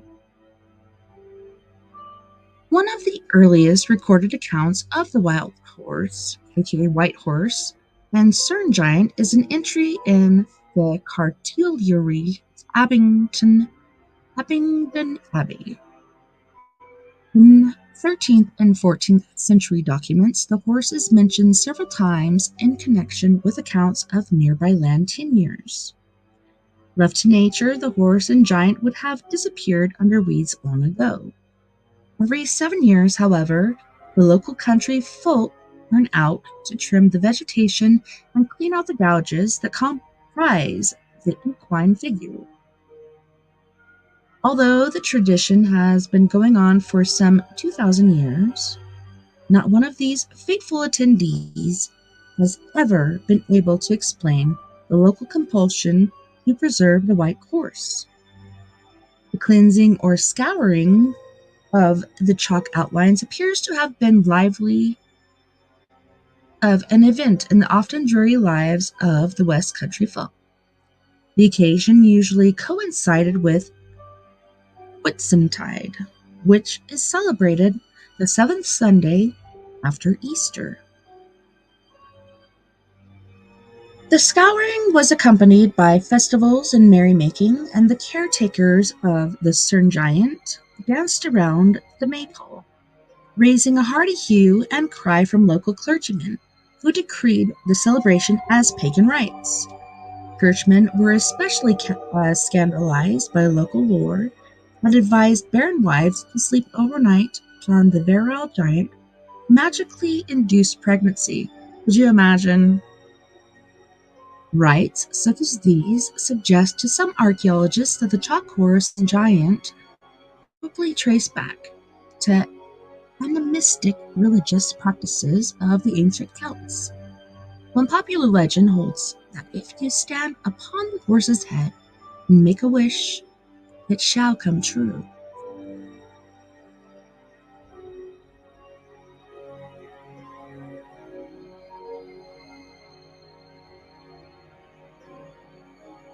The dreaded Vikings, oh my.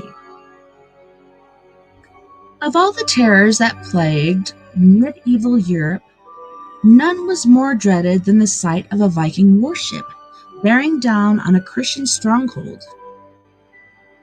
Such encounters were enough to make even the most stout-hearted defender of the faith turn and run. Mid a hail of flowing arrows of flame and slashing broadswords, the howling bands of bearded, bloodthirsty invaders would descend, killing, raping, plundering, and burning everything in their path.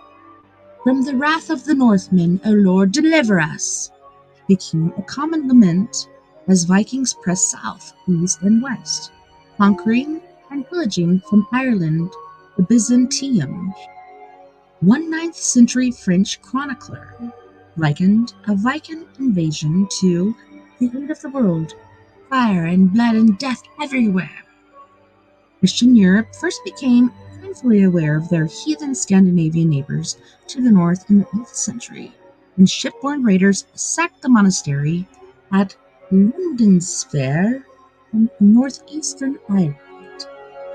Isolated Viking raids continued into the next century, chasing monks and villagers away from far-flung outposts of Western Europe and as far east as the Black Sea and Constantinople.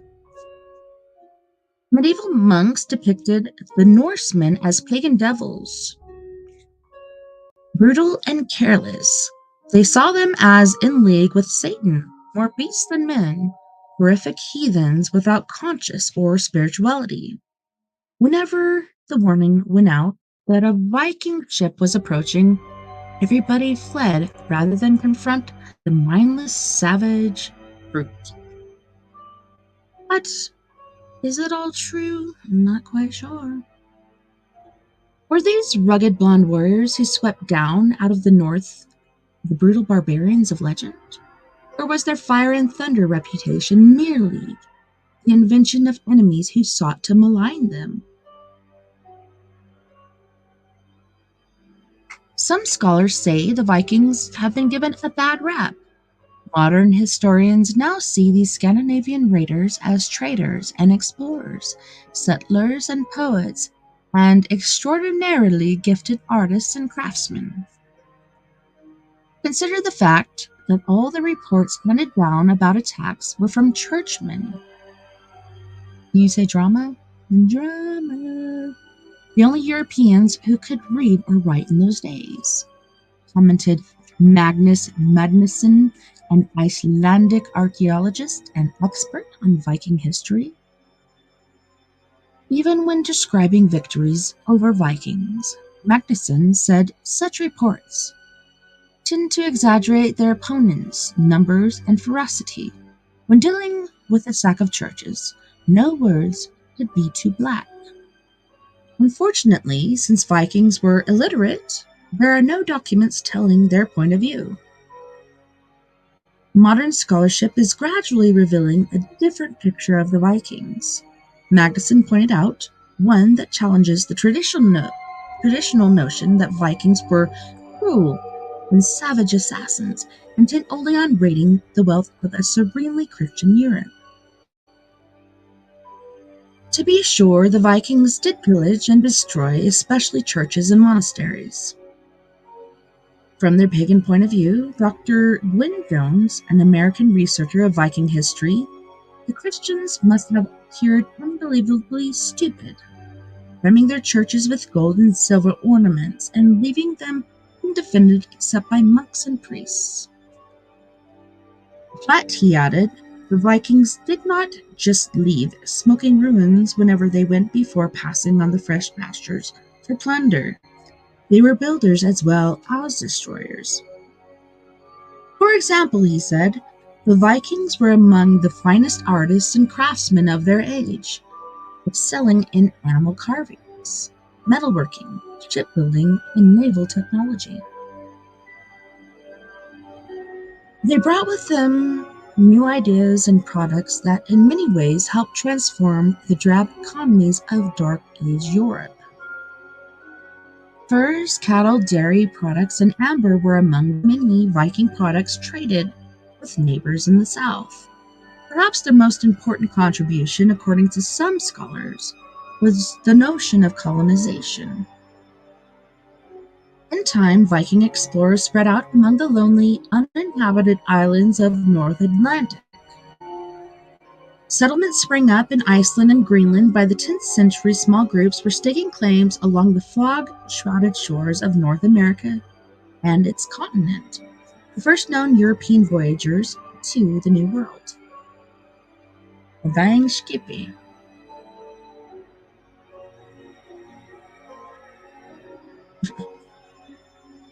Vern made fun of me when I gave birth to Lily, and I was like, here, hold this baby. I need to go out and have a cigarette. Like, come on. That was my fourth stroke, I was on an age. Okay. So we head on to giant heads of the Easter Island. Such Admiral Jacob Roggeveen could not believe his eyes.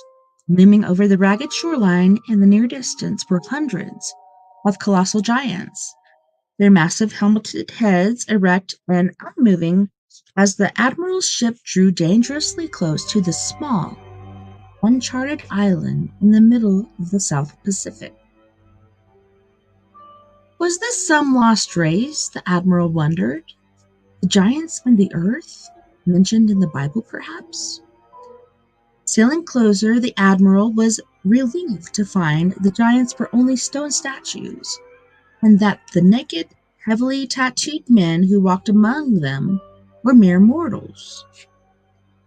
The date was April 5th, 1722, since this was Easter Sunday.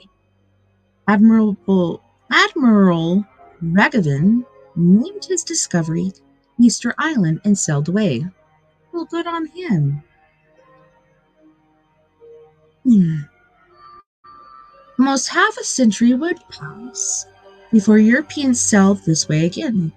It took another century before European explorers committed to an extensive survey of the remote island some 2,700 miles east of Tahiti and 2,550 miles west of Chile.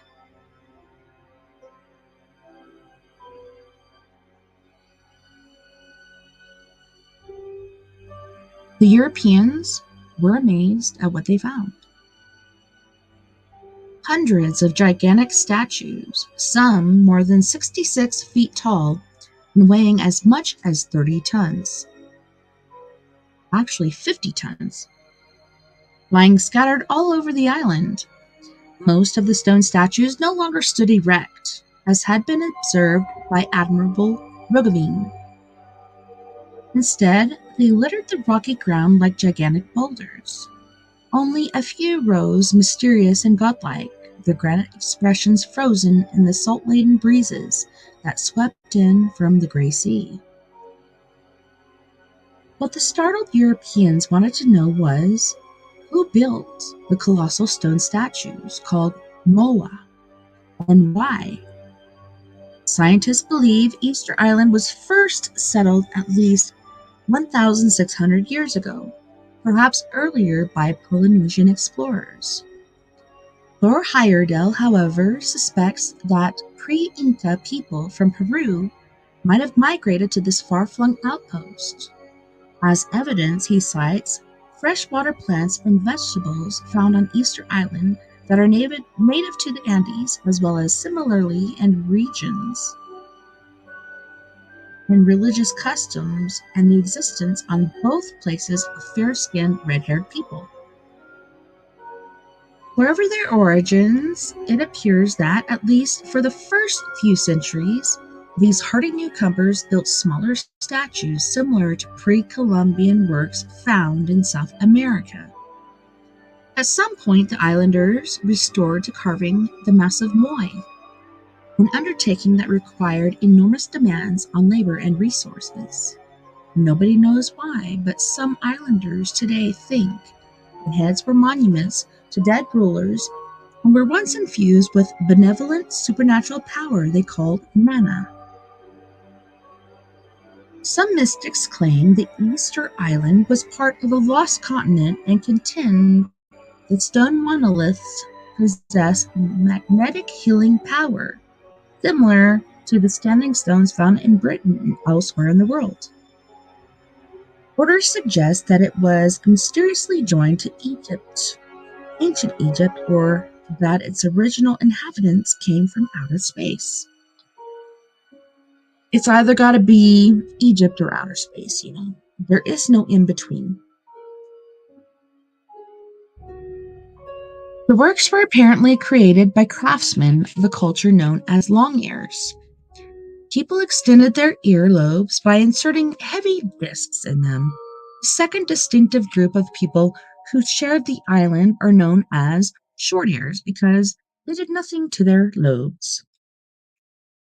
Ancestor worshipping long ear islanders believed that when a tribal chief died, his soul, an internal force called mana, would be captured for the future benefit of the community by carving giant statues as a dwelling place for mana. The massive stylized figures that resulted are majestic, yet disturbing. The heads are immense, their expressions brood disturbing. The heads are massive and their ears grotesquely elongated, their chins jutting and powerful. Arms hang rigidly at the sides of legless trunks. Hands extend stiffly across protuberant bellies. The heads, once crowned with enormous stone hats, appear flat and roughly chiseled. Although carving began early, the craze reached its highest expression in the 14th and 15th centuries. More than 1,000 statues have been found, most between 12 and 15 feet tall and weighing an average of 20 tons. The giant statues were apparently carved from volcanic rock found in the dormant crater of Rano Raraku, one of Easter Island's 3 volcanoes. More than 300 heads were chiseled from the crater, then lowered down its slope and somehow maneuvered into upright positions.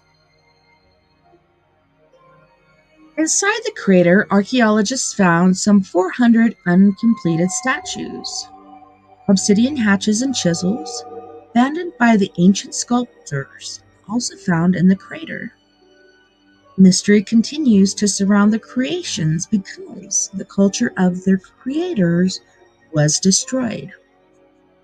For much of its early history, the long ears and short ears flourished side by side on their island paradise, lush with coconut palms and forests. After centuries of peaceful coexistence, however, plans clashed. Ruh-roh. Civil War followed Civil War, reducing the population from 20,000 to 4,000. That's a drastic thing. Hello, beautiful Sandra. Oh, Kava. Welcome back to the waking world. Okay, yes. Oh, thank you. Thank you, Jason. I appreciate it. Yeah, can you believe it? 20,000 to 4,000? And my hair is still kind of damp, so it's kind of heavy. I'm trying to manage it, but we'll see what happens. The winners of the ravaged island were the Short Ears clan. Great unanswered question is how the island's inhabitants transported the monuments or erected them on bases. Theories that logs were used as rollers were discounted, after tests shows that East Island soil could not support trees of the size required for such an exercise. Before I say my hypothesis, I'm going to have to... Ooh, DoorDash, enjoy it, Sandra. Haven't done DoorDash since I've been back. I think I'm kind of scared, but yeah, I'm gonna do it again. Anyways, so the unanswered question is how the island's inhabitants transported the monuments or erected them on bases. Okay, already said that. Logs were too heavy. Another possibility considered was that vines woven into ropes were used to haul them into place. But this, too, was ruled out after it was proved that vine ropes could not stand the strain of pulling 30 plus tons of rock. Okay, so aside from how the work was done, there is another mystery. Who did the work? Some authorities say there was never sufficient labor available on the island at any one time to assemble the colossal statues. Others say the primitive islanders lacked the engineering know-how. Even though archaeology has shown that statues are fairly easy to carve out of volcano rock, some experts doubt the island's population would have been sufficient to carve the colossal creations and roll them into place. Even 2,000 men working day and night would not be nearly enough to carve these colossal figures out of the still hard volcanic stone with rudimentary tools, and at least a part of the population must have tilled the barren fields, gone fishing, woven cloth, and made ropes, said Eric von Daniken. You know, Eric von Daniken knows everything. We all know that. Author of The Chariots of the God. The solemn stone faces give no answers. The truth about Easter Island's secret past may never be known. So I don't know, I heard a theory that they did use ropes, and it was kind of like sorry, I'm trying to tuck my book and I'll just tuck it in between my legs, but they'd take these ropes and they'd wrap it around and they kind of teeter it, you know, and there's like 4 or 5 guys here, or 10 or 15 or whatever, and they're teetering it back and forth and they're making it walk into place. That to me makes sense. Like, ancient pyramids, you have to take stones 25 to 30,000 pounds heavy and brick them up into this singular thing. How do you do that? Logs, ropes, things like that aren't going to do it. I'm pretty sure it's those damn mountains. Let me look at this next chapter. Pretty sure we can get through this. I hope your DoorDash is good, Sandra. Jason, thank you for the compliment. I actually just washed my hair, so it's nice and fluffy. I might soup it this way for a little bit. And then this dress I got at Woolly World for $10. And look, it's got like, I think there's a heart up top, and then other different beads. I love it. For $10, you can't beat that with a stick.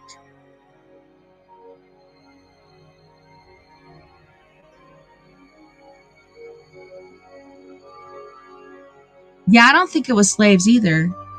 Okay, I agree with you, Jason. I think it was either giants, which I think giants did and still do exist.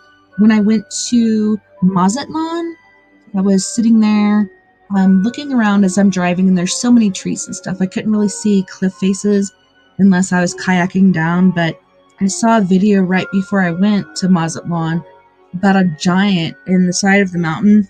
And this to me was definitely not CGI. Like, this to me was, like, you could see this cave, and inside the cave you could see something moving around and like peer its head out, and then it's looking around trying to see what everybody's doing.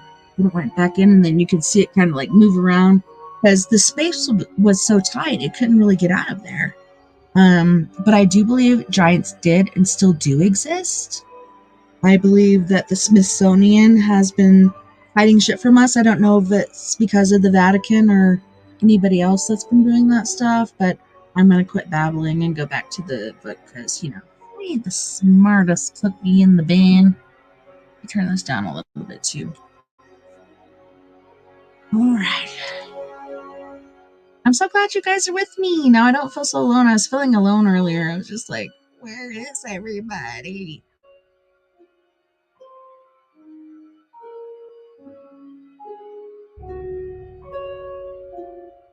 Voyages from Beyond the Sea. Early on the morning of October 12th, 1492, a young Spanish sailor on the lookout duty aboard the Santa Maria spotted something white and shimmering on the far horizon. "Land! Land!" he shouted to weary shipmates. At daybreak, the ship's commander, Christopher Columbus, rowed ashore and promptly named the new land San Salvador, Holy Savior, presumably out of gratitude for a successful voyage across the Atlantic Ocean. Besides his crew, the only witnesses to the momentous landing was a band of Taino Indians taken from the jungle as Columbus claimed for his queen the tropical island 400 miles southeast of Florida called Guanahani by its inhabitants. Thus was born one of the world's greatest myths, that Columbus discovered America. Hip hip hooray. Historians and most children now know that numerous other groups of Europeans, Asians, and perhaps even Africans preceded Columbus to the New World by many centuries. In fact, it now appears that the great admiral of the seas might have been a regular Johnny-come-lately who transatlantic travel. Asians were first immigrating in successive ways across the now submerging land bridge in pursuit of Ice Age quarry like giant bison, elk, woolly mammoths. In time, perhaps over 50,000 years, these hardy nomads explored and settled vast regions of the Americas from Alaska to South America and the islands of the Caribbean in between. Some established magnificent civilizations like the Aztecs and Maya, Central America, and Inca of Peru. Others retained more primitive lifestyles and became the ancestors of the Sioux, Choctaw, Cree, and hundreds of other tribes. By the time of Columbus's arrival, the Indian civilizations of America were indeed ancient. Scholarly debate continues about which group of people came next. Some experts believe a variety of pre-Christian era sailors, Greeks, Egyptians, Phoenicians, Libyans, and Romans, made frequent trips across the Atlantic, either on purpose or because they were blown off course. Iberian warriors and fur-clad Celts are also thought to have sailed across the mysterious monster-haunted sea in search of paradise, or to flee the long blades of berserkers howling down from the north. Coins, religious objects, rune tablets, stone forts, and other puzzling artifacts seem to indicate that America was a popular place among Old World travelers thousands of years before Columbus's heralded landfall.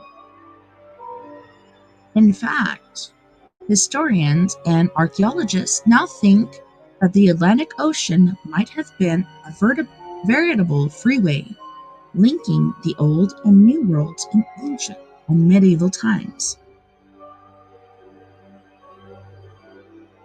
Dr. Joseph Mahan, a Georgia archaeologist, thinks he has found evidence that ancient Hebrews reached the hills of Tennessee in the 1st century AD. Mahan bases his claims on a rock tablet found in Loudoun County in 1889. Inscriptions on the tablet, unearthed along with 9 human skeletons in a single mound, were translated to read, "The Comet for the Jews."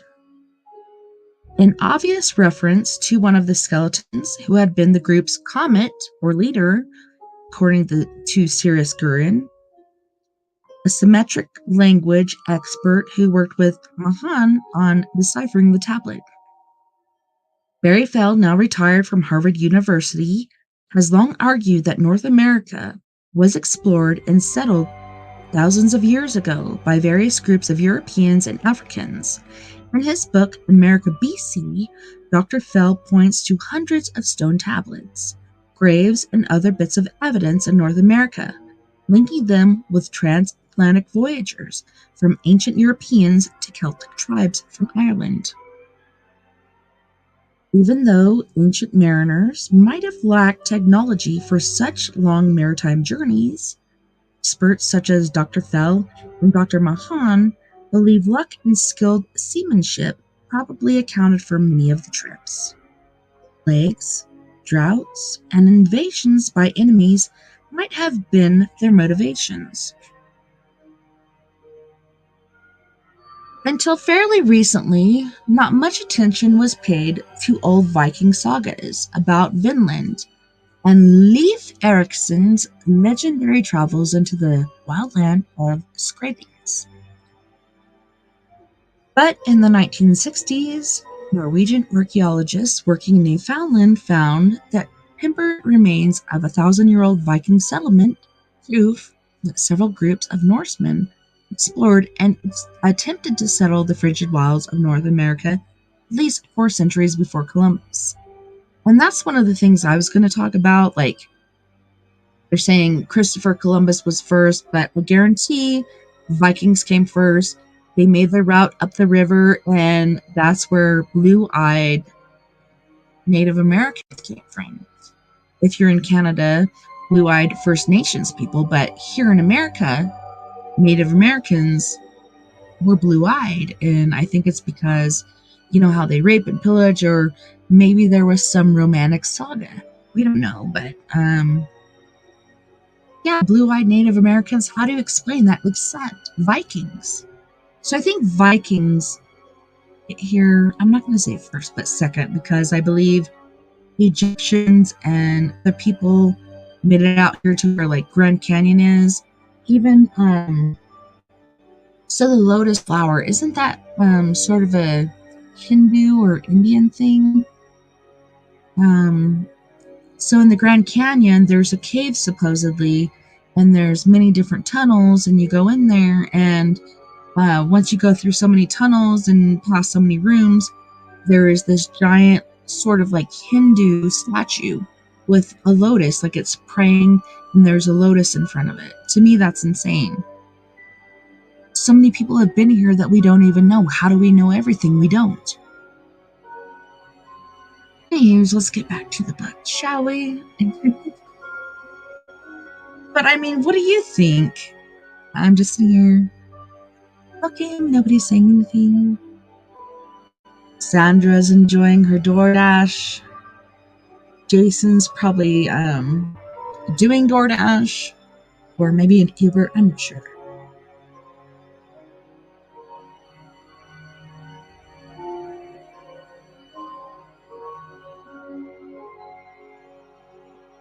Oh my goodness. So even before the Vikings, stories circulated about a 6th century Celtic monk named Saint Brendan, who sailed across the Atlantic Ocean in search of the promised land of the Saints. A fabled region thought by some scholars to be the southeastern United States coast or Caribbean islands. Sailing in a 36-foot boat constructed of wood and oxhide, the voyagers discovered many fascinating worlds, including an island where the deep were white as snow, another where birds chanted prayers with them, and another covered with fire and ice. A few days later, they sailed through coagulated waters, the Saragossa Sea, perhaps, I don't know, before entering another sea so clear they could see fish curled up on the bottom like cats. They called the strange world the Fortunate Isles. As incredible as it seems, some modern scholars think there might have been a grain of truth behind St. Brendan's voyage. It is known that Viking raiders, see, I told you, Viking raiders were swarming over Ireland, well, even the Americas, they would go up the river, during the time of the saints' supposed exodus, and that many monks fled for their lives, often by sea. It is also known that these monks, who were the finest Christian scholars west of Byzantium, had knowledge of island refugees far to the west. They also possessed advanced maritime skills, having often sailed to the Shetlands and Faroes and finally to Iceland, perhaps even to Greenland. From there, a voyage to North America was but a relatively easy trip. 2 centuries later, a Welsh prince named Maddox is said to have landed near what is now Mobile Bay, Alabama. After fleeing his homeland during a civil war, according to tradition, a small band of Welsh went on to build stone forts and to colonize parts of the southeastern United States. They intermarried with Indians and, over the course of time, were forgotten about except for in legend and myth. One particular legend among the Cherokee people told of a race of white Indians who lived along the Ohio River near Clarksville, Indiana. These have been the descendants of the lost Welshmen under Maddox's command. Local treasure hunters claim to have found ancient coins and European armor, some bearing the Welsh coat of arms, while Indian legends describe a great battle between Red Indians and White Indians on the Ohio River's Sand Island, where all the white Indians were slain. Although fantasy and fact often blend when examining records concerning pre-Columbian voyages, some scholars believe it is only a matter of time before the history of America will have to be rewritten to make into account cultural contacts between old and new worlds. There is more to America's past than appears upon the surface, Dr. Phil wrote. The strange unrest is apparent among many of the younger historians and archaeologists. A sense that somehow a very large slice of America's past has mysteriously vanished from our public records. On that note, boys and girls, we do have to end our time with story time for this book, The World's 100 Greatest Mysteries and Strange Secrets Revealed. This is by E. Randall Floyd. I hope you guys have enjoyed it as much as I have. Oh, I just lost that in my Ouija board cartridge. Anywho's, on that note, boys and girls, we do have to go to our second music break. On this break, we have Miss Mia Savage with her group Antidote for Savages. If you want to check it out, just go to Pinterest, aka go to Instagram. Look for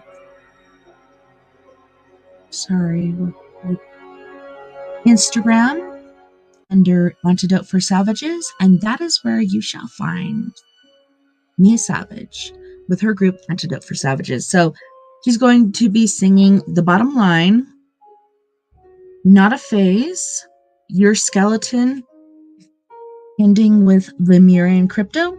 You guys don't go anywhere. We'll be right back after this music break. I love Mia. She's awesome.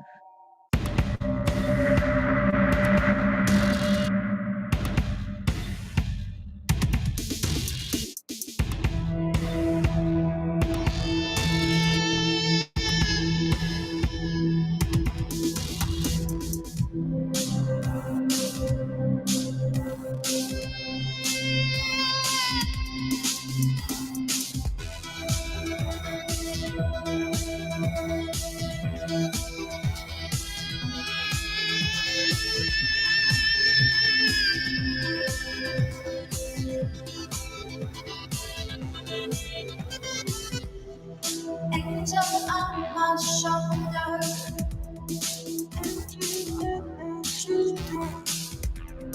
Never in my bed.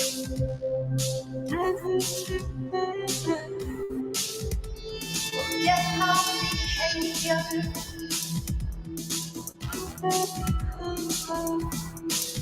Didn't mean what I said.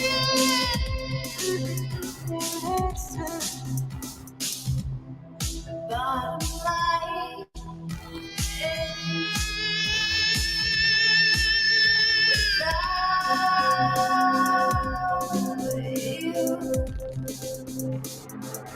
I'm torn and controlled by I'm torn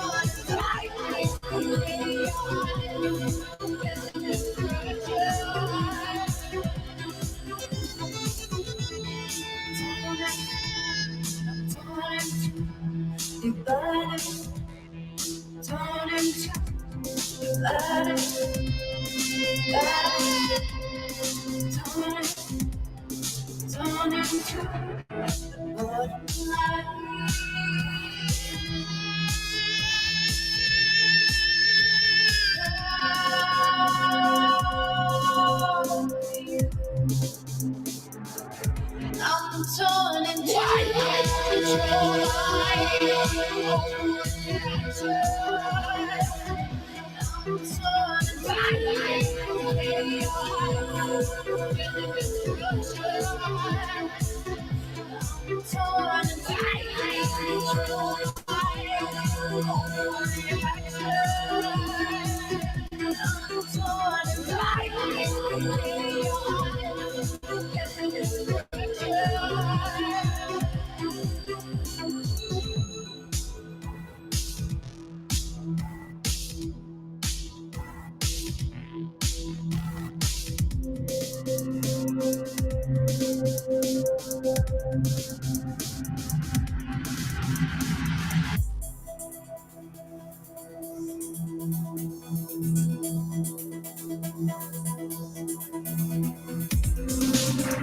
to survive. But we'll kill those good guys and try to tell us that they're going to let the demons run around. But it doesn't matter, because it's just a ride, and we can change it anytime we want. It's all we need, a choice. No record, no work, no job, no savings in life. Just a choice right now between fear and love.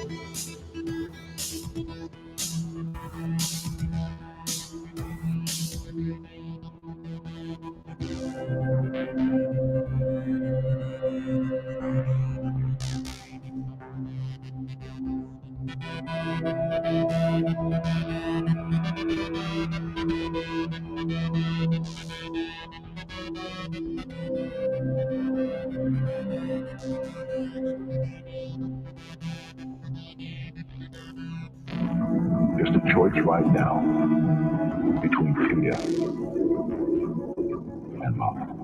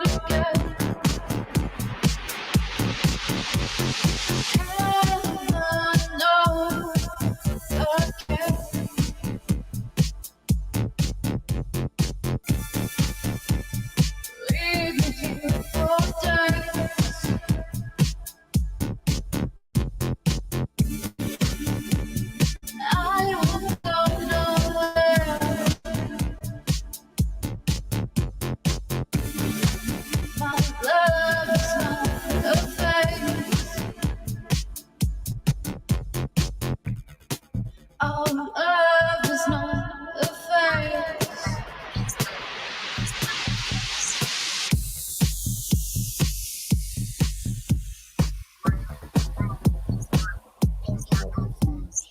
Run away with me tomorrow. Won't you, baby, take my hand? You're not feeling this for nothing. Let me help you understand. Heaven knows I care.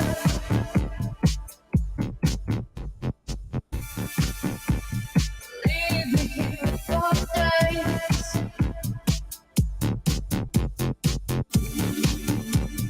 I don't know where my love is not a phase. This love is not a phase.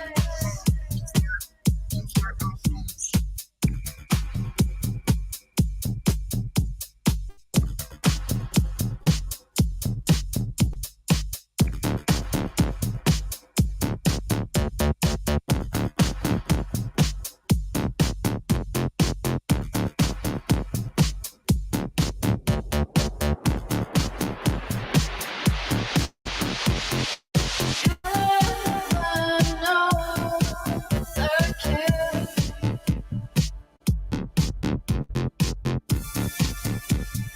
Leave me here for days.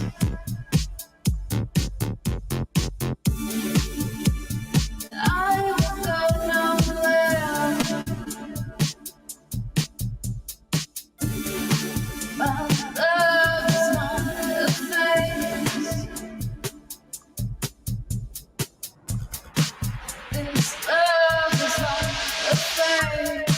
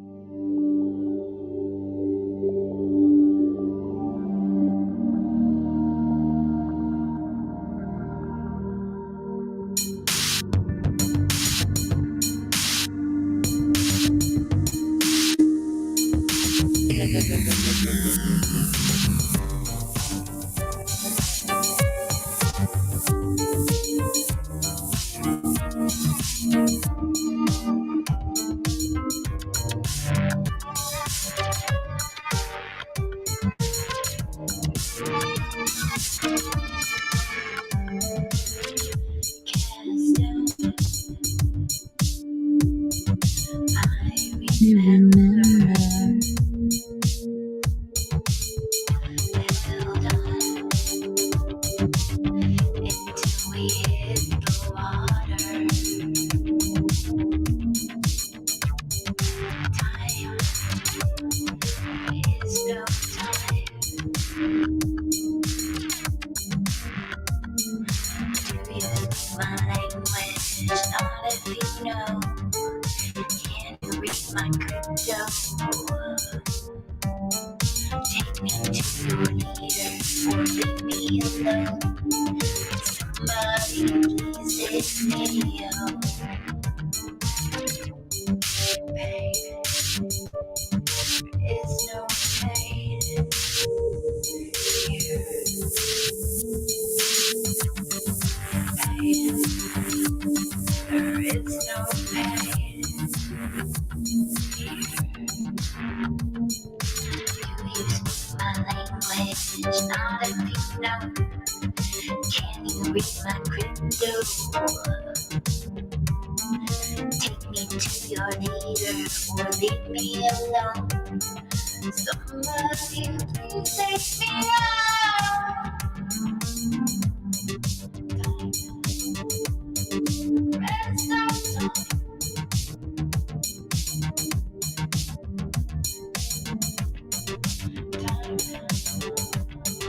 Rest of time. Here. My language, not if you know.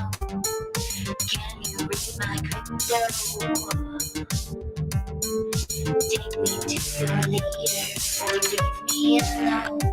Somebody please let me out.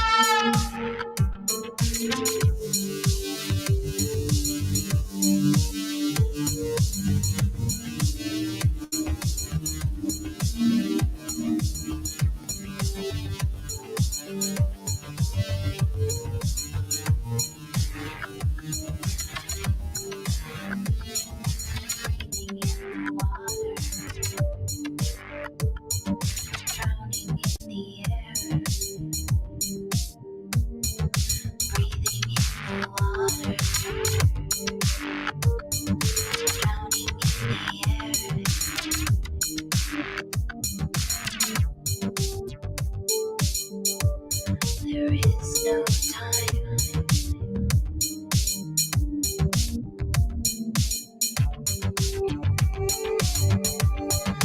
There's no time. There's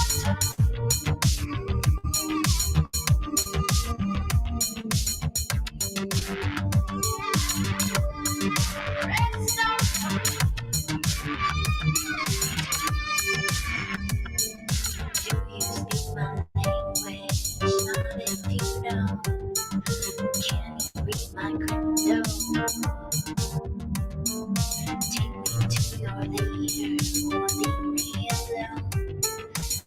Somebody please take me home. Do you speak my language? Not if you know. Can you read my crypto? Take me to your leader or leave me alone. Somebody please take me out.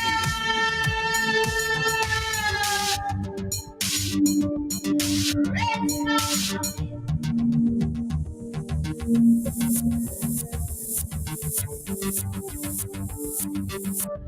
There is no time.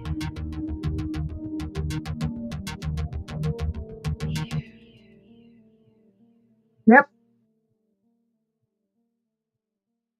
Welcome back, and thank you so much for joining me this evening on We Are Paradox Media's Late Night in the Rockies. For the first portion of our show, we were reading from The World's Greatest Mysteries, Strange Secrets of the Past Revealed. Now we're moving on to Reddit, because it is Armed Forces Day. So what I wanted to do was read from military ghost stories, because there's tons of those. I have my own experiences in the military. So I'm hoping we can find something for us all to read from. This one is by you. Actually, let me check the sound on this really quick. Make sure it's good. That's a little loud. Let me turn it down a smidge.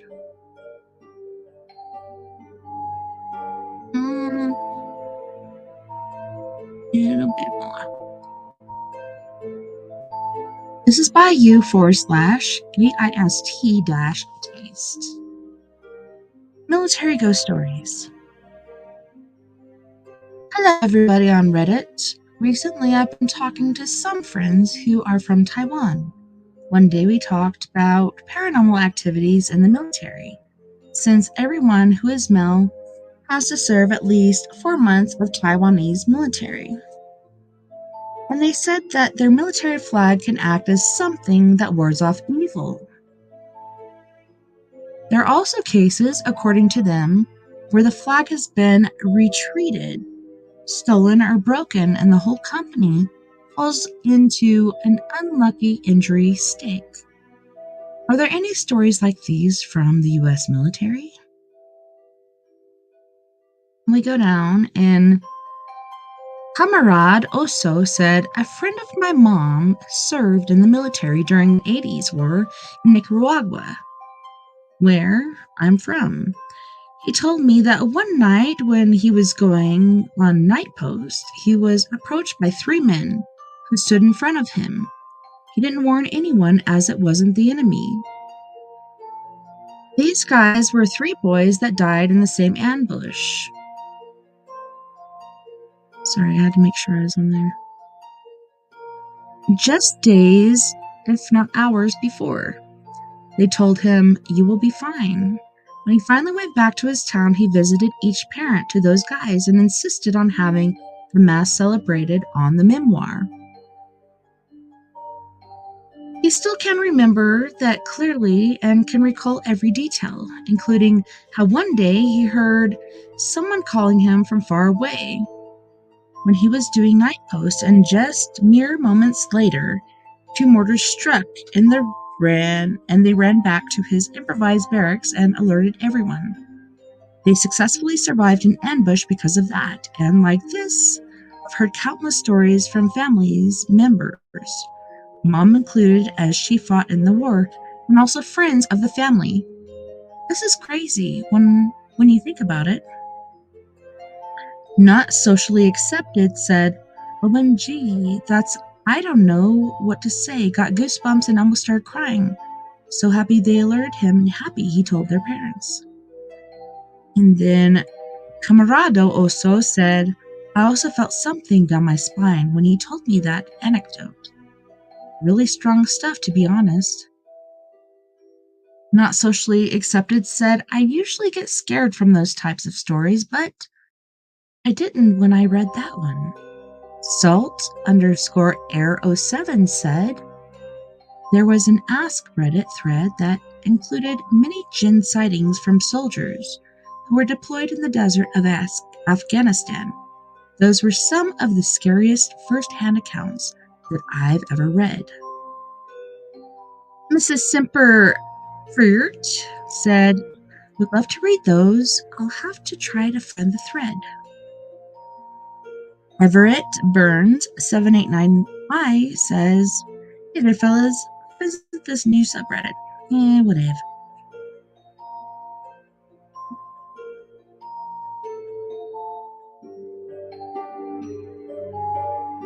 So this one is by u/deleted 3 years ago. My true military ghost story. This particular story might sound cliche, but it actually happened. It took place when I was in the Air Force and stationed in Louisiana. I won't mention the name of the base, but I'm sure that there are many people out there who will know which one it is once I make mention of some of the details to the story.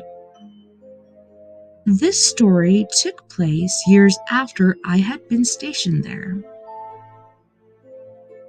I first arrived to this base in 2006, and upon my arrival, I, along with many other new troops, were greeted with many different stories of horror. There were stories about a man in a top hat who walked a dark, long, and narrow dirt road on the outskirts of a storage facility area. There was also another story about a crazy man who was hit by a patrol car and ran off into the woods next to the same place. But my story relates to a separate story that was told to me. It was my second night on shift, as I recall. I was posted with an airman who had been there for several years. He gave a rundown about some little girl who had been visiting her father when the storage area that she had been visiting her father was working and was being constructed, which was well before any of our time. The story went that the little girl was playing on some sort of structure while her father was working, but had fallen to her death by slipping off the edge at the top of the structure itself.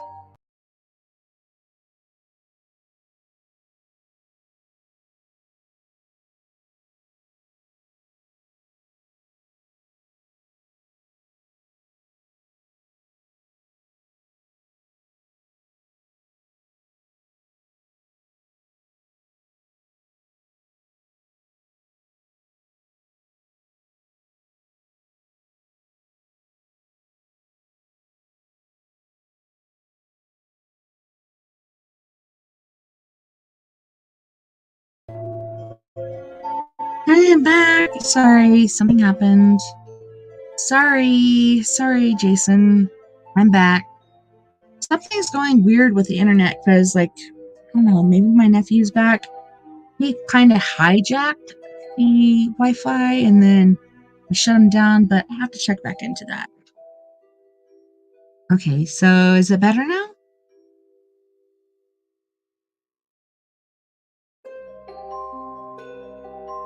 To make matters worse, the airman had taken me to the exact place where the supposed story took place.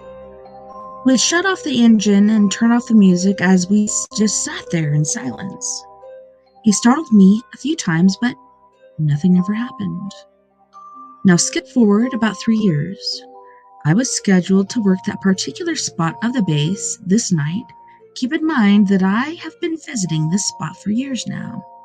But at this point, the storage area had been completely closed down except for a few minor areas, which required us to do physical drive, thrust, and checks of this area. The shift itself started out rather shifty, aka shitty. Me and my alpha, aka partner, had been given a cattle truck to do this patrol as our normal vehicle was in a shop for maintenance. Yeah, I shit you not, cattle truck. I know this part doesn't seem very important to the story at the moment.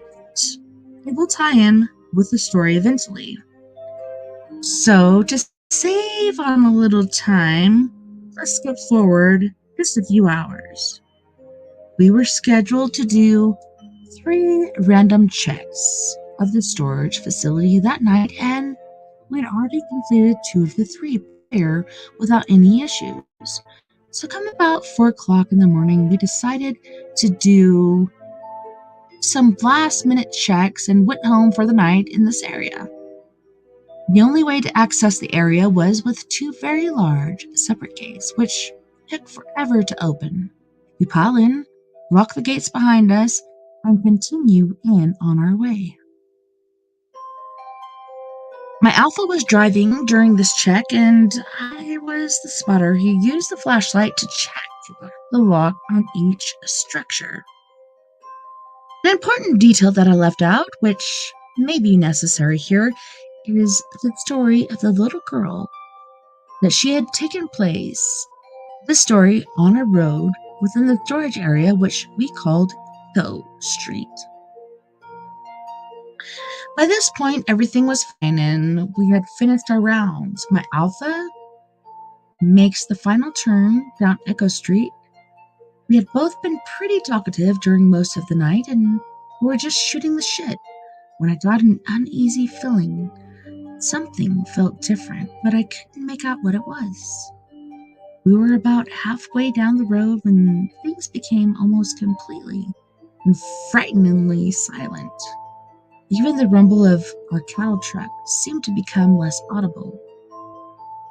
As we approach the structure from my previous story, I must stress at this point that even telling or typing this part still brings a chill down my back and makes my eyes tear up in fear.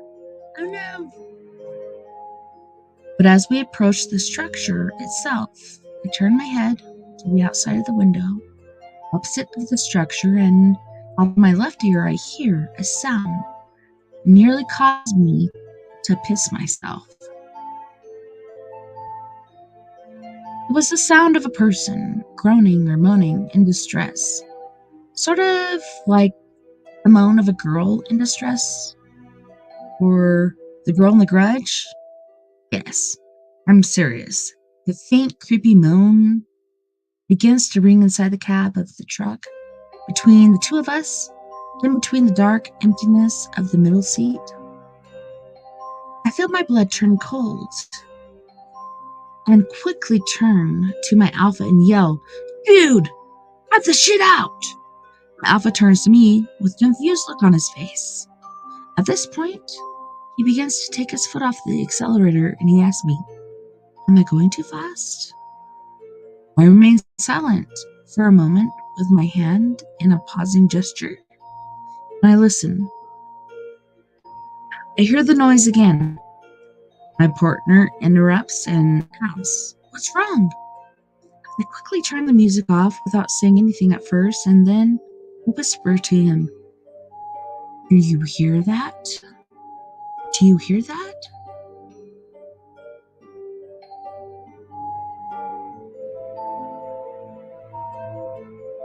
Sorry, I'm trying to find it again. Do you hear that? What? Oh my god, I just saw it.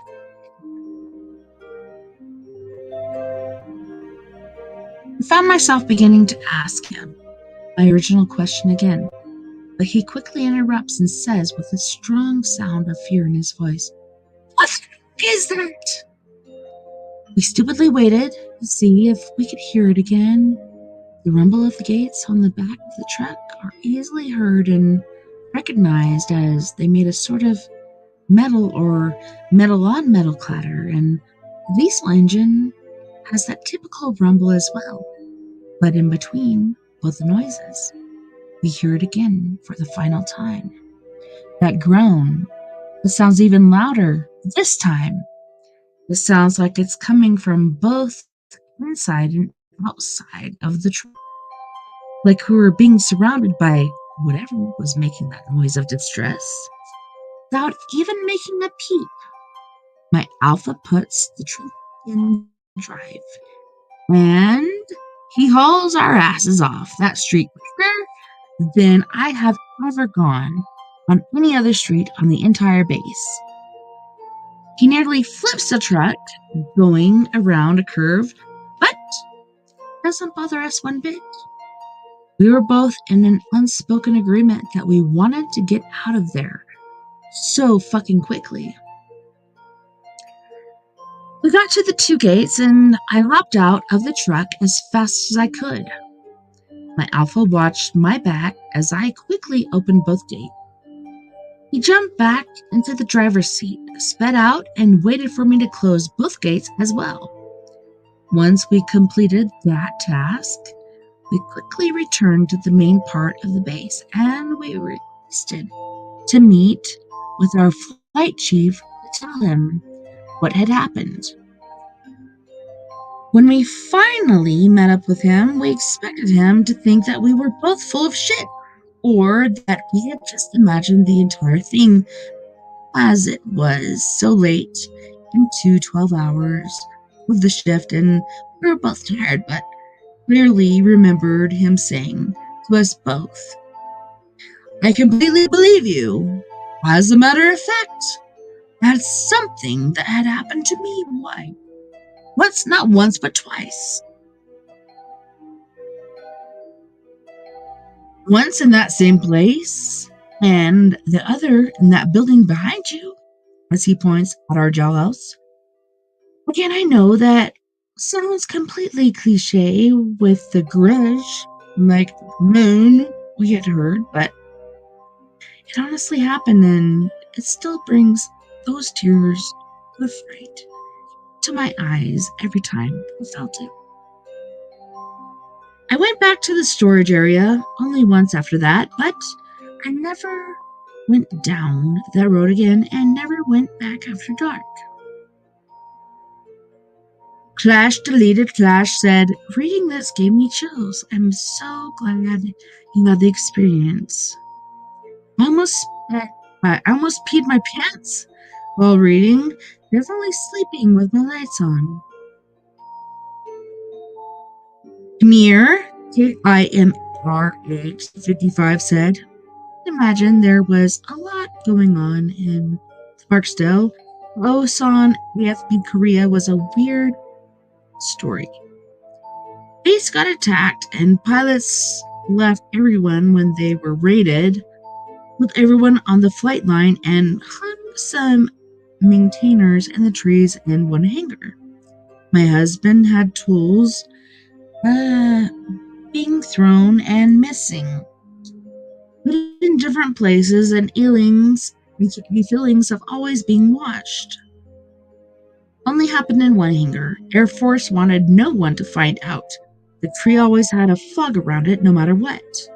I was stationed at Cannon, AFB, and we had nothing like that. I can't imagine what other bases are like. And then T. Conway Stacy said, shit, this was genuinely creepy. When you do military service, that shit is fucking creepy, sister. Damn. Military Ghost Stories Declassified, Mega number 47.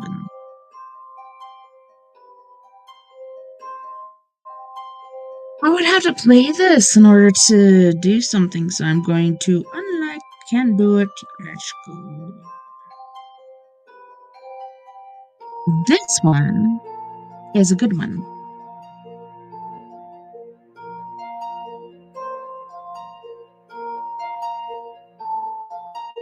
This one is by u/RVNDMNMT. u/RVNDMNMT. Military Ghost Story. I served on submarines in the Navy from 96 to my medically discharge in August of 2004. I was on 3 different boats: SSN 709-G Roquever, SSN 765 Montpelier, and on SSBN 737 Kentucky Blue. This tale occurs on my first boat. I was on duty this day. I think it was either October or November. Finally got relieved at balls. That's 0000 military time for those of you in the gutter. I had the mid-watch, what makes for a long day. Morning muster, a final muster, and all the discovery divisional work in between. Dinner training, classical drills, and field day. It doesn't leave much time for sleep before you go to watch at 2100, and doesn't leave much at 0500 revelry and the next day. Kind of makes you feel like you won the lottery. It was also that time of the year the temperature starts to drop. Compounded by the air coming off the Chesapeake Bay, but you only have to deal with that for 4 hours. Despite the fact that one positive on this watch for a smoker was better opportunities. Before I hit my rack was grab a smoke Belowax. And that is what I did. At the time, I was in one of the places the smoking lamp was lit, in the auxiliary machinery room at the forward. So after grabbing a glass or 2 of bug juice on cruise mess, I headed down to grab a smoke and plan my next day. I get down to the diesel booth, spark one up, then whip my little green pad and a pen. I always had to carry on me. I just started making my list when a senior chief, and I'd never seen him clomping with his big feet first. Bald, mustache, tall and lanky. He walked in like he owned the place. The submarine community is rather small, so small that the only communities that are smaller in the military are special forces. It's of pride for us that earned our fish.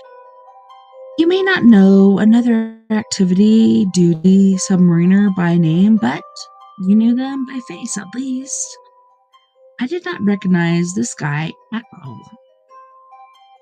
I reasoned he just might be the squadron duty chief, as if it was the time they were to show up. We were at the end of the pier, and we would usually be the last boat he would visit. That and the squadron duty chief usually had a big red badge on the duty chief. Usually, his right shirt pocket would have shown it. He was early and didn't have his tag. Was suspicious, but we were meticulous as to who we let below decks, but I kept an eye on him. Cruised past the CO2 scrubbers and stopped by the O2 generator. It was used to create O2 and hydrolysis like the space shuttle. Only the time on the space shuttle was much better.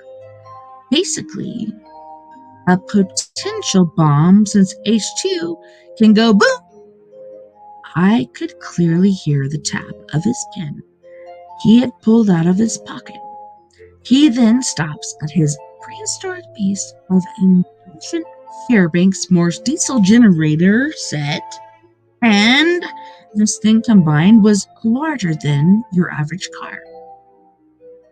I guess in the 20s, the Navy got a good deal on them and bought an assload of them and spare parts, and we were still using them at the time in the 90s. At this point, my cherry burns down to my fingers. This is completely strange.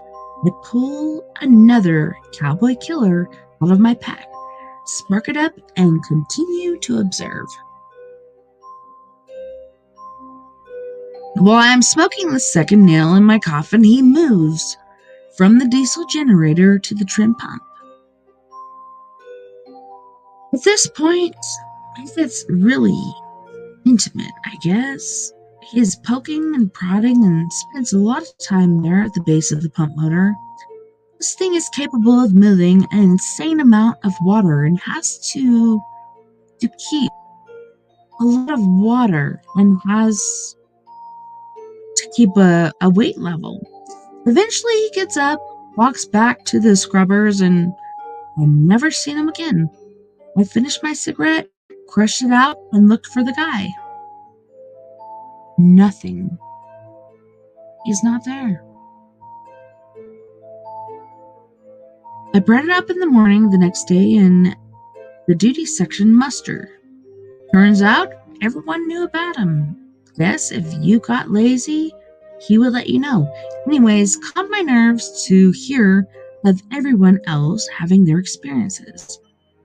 Fast forward a couple years, got kicked off the Rickover after taking 6-on-1 trying to help a shipmate. I had a shipmate on the Montpelier that knew the plank owner of 709. Him being part of the first crew, he introduced both of us and relayed my story to him. He says he will be back in a bit and returns with a cruise book.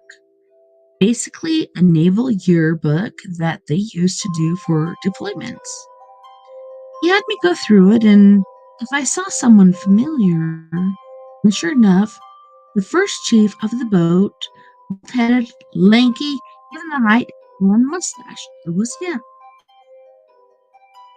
I was informed that he was a torpedo man that likes to hang around the lower levels in torpedo room and AMR while he was alive, and that is where he resided after death.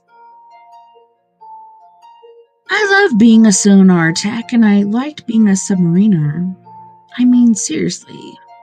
I belong in a group that is only exceeded by special forces and astronauts in that order, but maybe you lump up all the special forces together. But I would spend my afterlife aboard a submarine as proud as I was. Weisstierd said, I was on the Truman Station at Norfolk Naval Base from 2000 to 2004. Creepy story.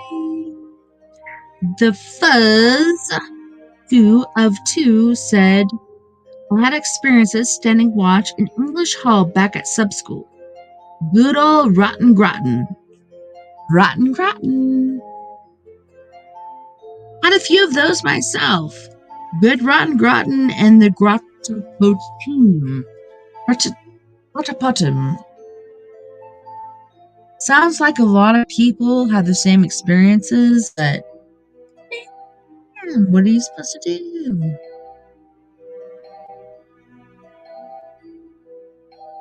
I don't know. What do you guys think?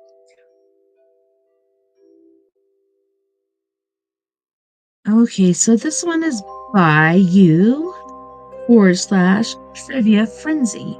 Till the baby Sacagawea carried for 2,000 miles was Jean Baptiste Chabanau. He was delivered by Meriwether Louise, raised by William Clark, lived in a German castle for 6 years, spoke 4 languages, was a military scout, forge rapper, and gold miner. He's buried in Oregon Rosetown. The fuck is he talking about? So this one is by Chronic Pudding. I've been to his grave when I was a kid. On a road trip with my mom, I saw the historical marker sign on the highway, so we turned off and went down a side road, not knowing what we were going to go see. After what I felt like was forever for a kid and me, we finally came across his grave, which was an interesting read. I've never had the opportunity to tell anyone this. Thanks for bringing back this memory. I'm gonna text my mom and see if she remembers. Famumu said, this makes me happy. Ask About Bad Girl says, that's why we read it. This and porn. True that. Old Beer Can said she does. Rich and Rich said she's in some good porn. Ragar said, what's Bad Girls 21? Ask About Bad Girls 21.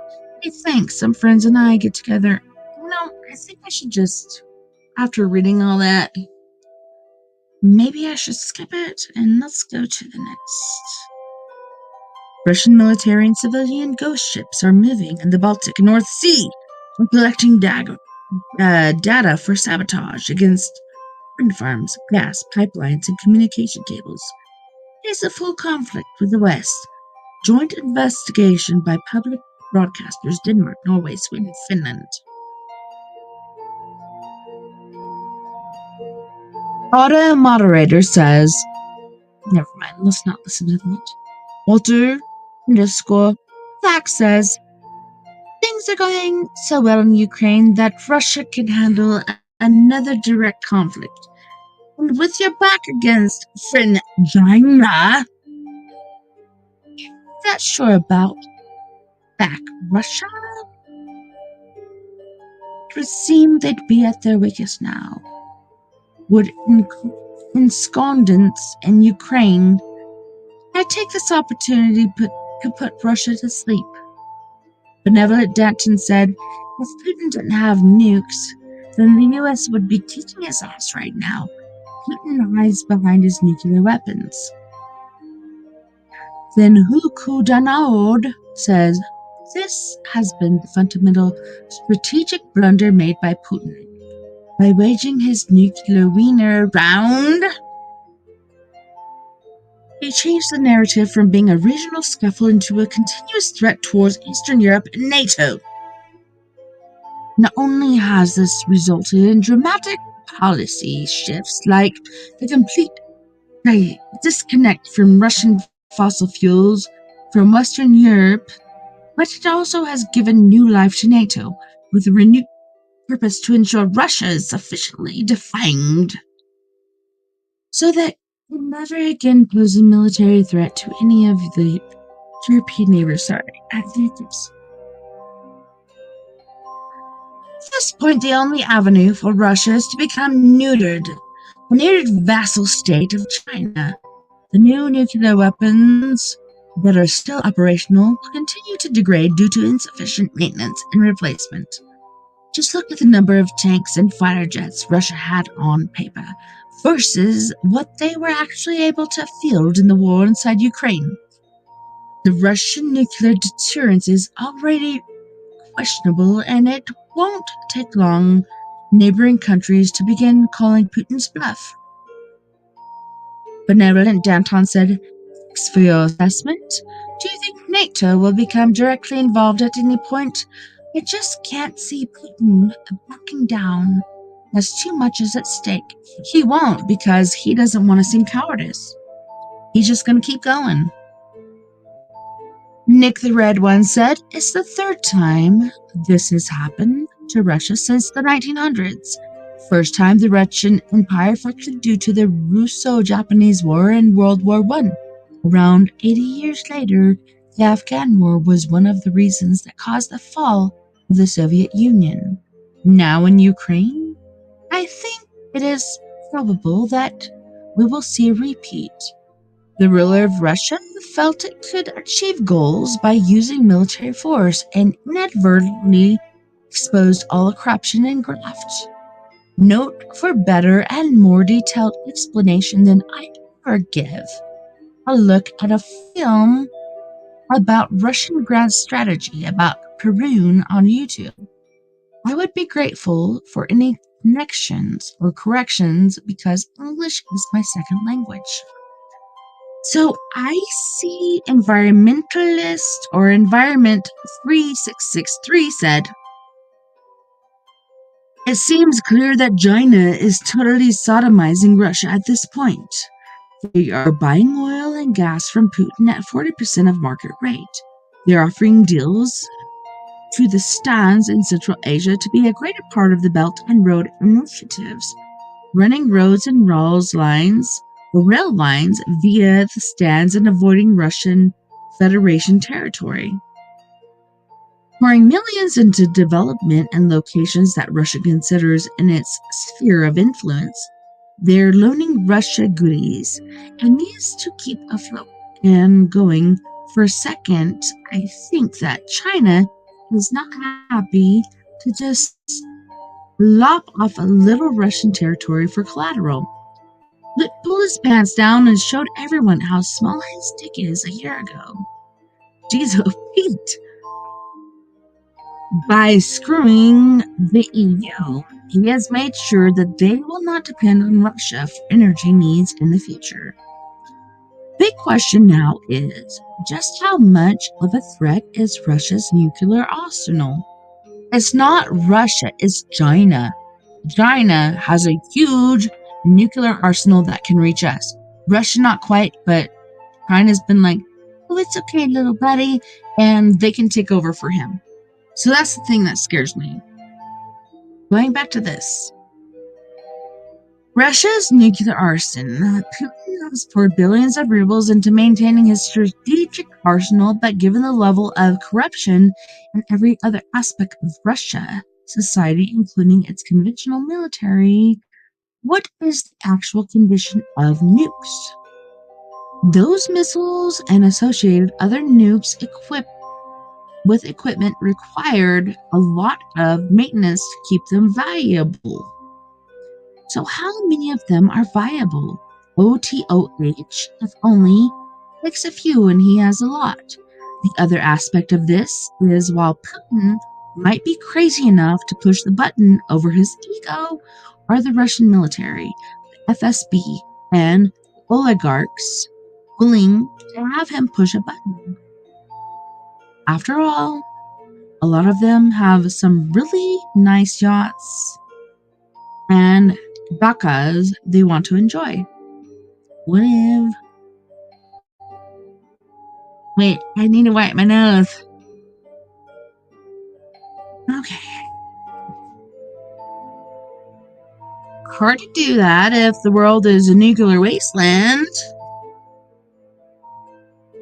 Wake up early one morning to sound the Swan Lake playing on the radio.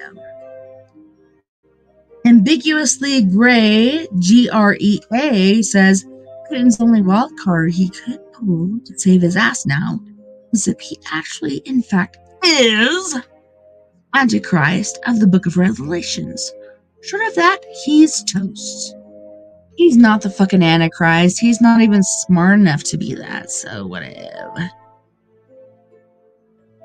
I have this. Okay, so this is R3. A-R-E, capital T-H-R-E-E. I have this recurring nightmare, the thought that somehow Russia has a humongous second army and air force they have managed to keep secret, hidden, and in reserve. And it is with this force they will leap out at some point and yell, "Surprise, motherfucker!" and proceed to demolish any opposition while expanding its borders even further via annexation of other lands. Fuck you, Putin. Guess what? If I could, I'd shove a pineapple up his ass. Buttholes for everyone said. I think through this, the world will clamp down pretty fucking hard on nuclear proliferation. The cat is out of the bag and how much protection is provided by them and what the world will allow you to do. Your mom's basement, 69. I think it'll be the opposite. If I was a leader of a country without nukes, I'd want to get them. Anywho, I'm saying we are at the end of our time. I'm trying to get this right. Oh, what? On this note, guys and gals, holy shnikes, nighty night, love and light to all my guys, gals, ghouls, whoever else may be heading out there. Hey, I'm here for you. So we're souls connected. I just want to thank you so much for joining us this evening on VR Paradox Media's Late Night Rockies. Thank you to all of our friends on VR Paradox Media's Facebook, KPNL Radio, Twitter, Spreaker Radio, eTalk Radio, wherever else you may be listening beyond the Omniverse tonight. I had a wonderful time, and I can't wait to do it again with you. Next weekend, we have Mr. Jim Moses, aka James Moses, and he's saying this is going to be the last time for him to join us this weekend. Oh my goodness, let me turn this down a little bit. Yeah, he's going to be joining us, and he's saying that's this is his last time, and I hope it's not, because he's got so much, such a wealth of information to share with us. And it's going to be epic. Jim Moses, aka James Moses, is going to be sharing with us like tyrants and, different people that feed them, etc. Like, he's got a wealth of information to share with us. So I hope you guys tune in. This is going to be epic. Seriously. Don't forget, you guys, we are all in this together. Together, we can make the world a little better. And together, my friends, we are Paradox Media, because without you, there is no us. Until next time, night night, love and light to all my friends out there. And, we may feel weird, but we're not. We're actually norm these days. But anyways, my weird accepts you, your weird accepts me. So here you are, in my heart. In my heart. Until next time, nighty night, love and light to all my space cases out there. And I will see you back here. Same time, same crazy place. Like I said, Jim Moses is coming on tomorrow night. You guys better recognize. And he's saying it's the last time. So if you have not tuned in and you believe in COVID-19 being a fraud, all this other shit, even, Putin, Hitler, all these other motherfuckers that have taken advantage, we need to get rid of that shit. So, yeah. Tune on in.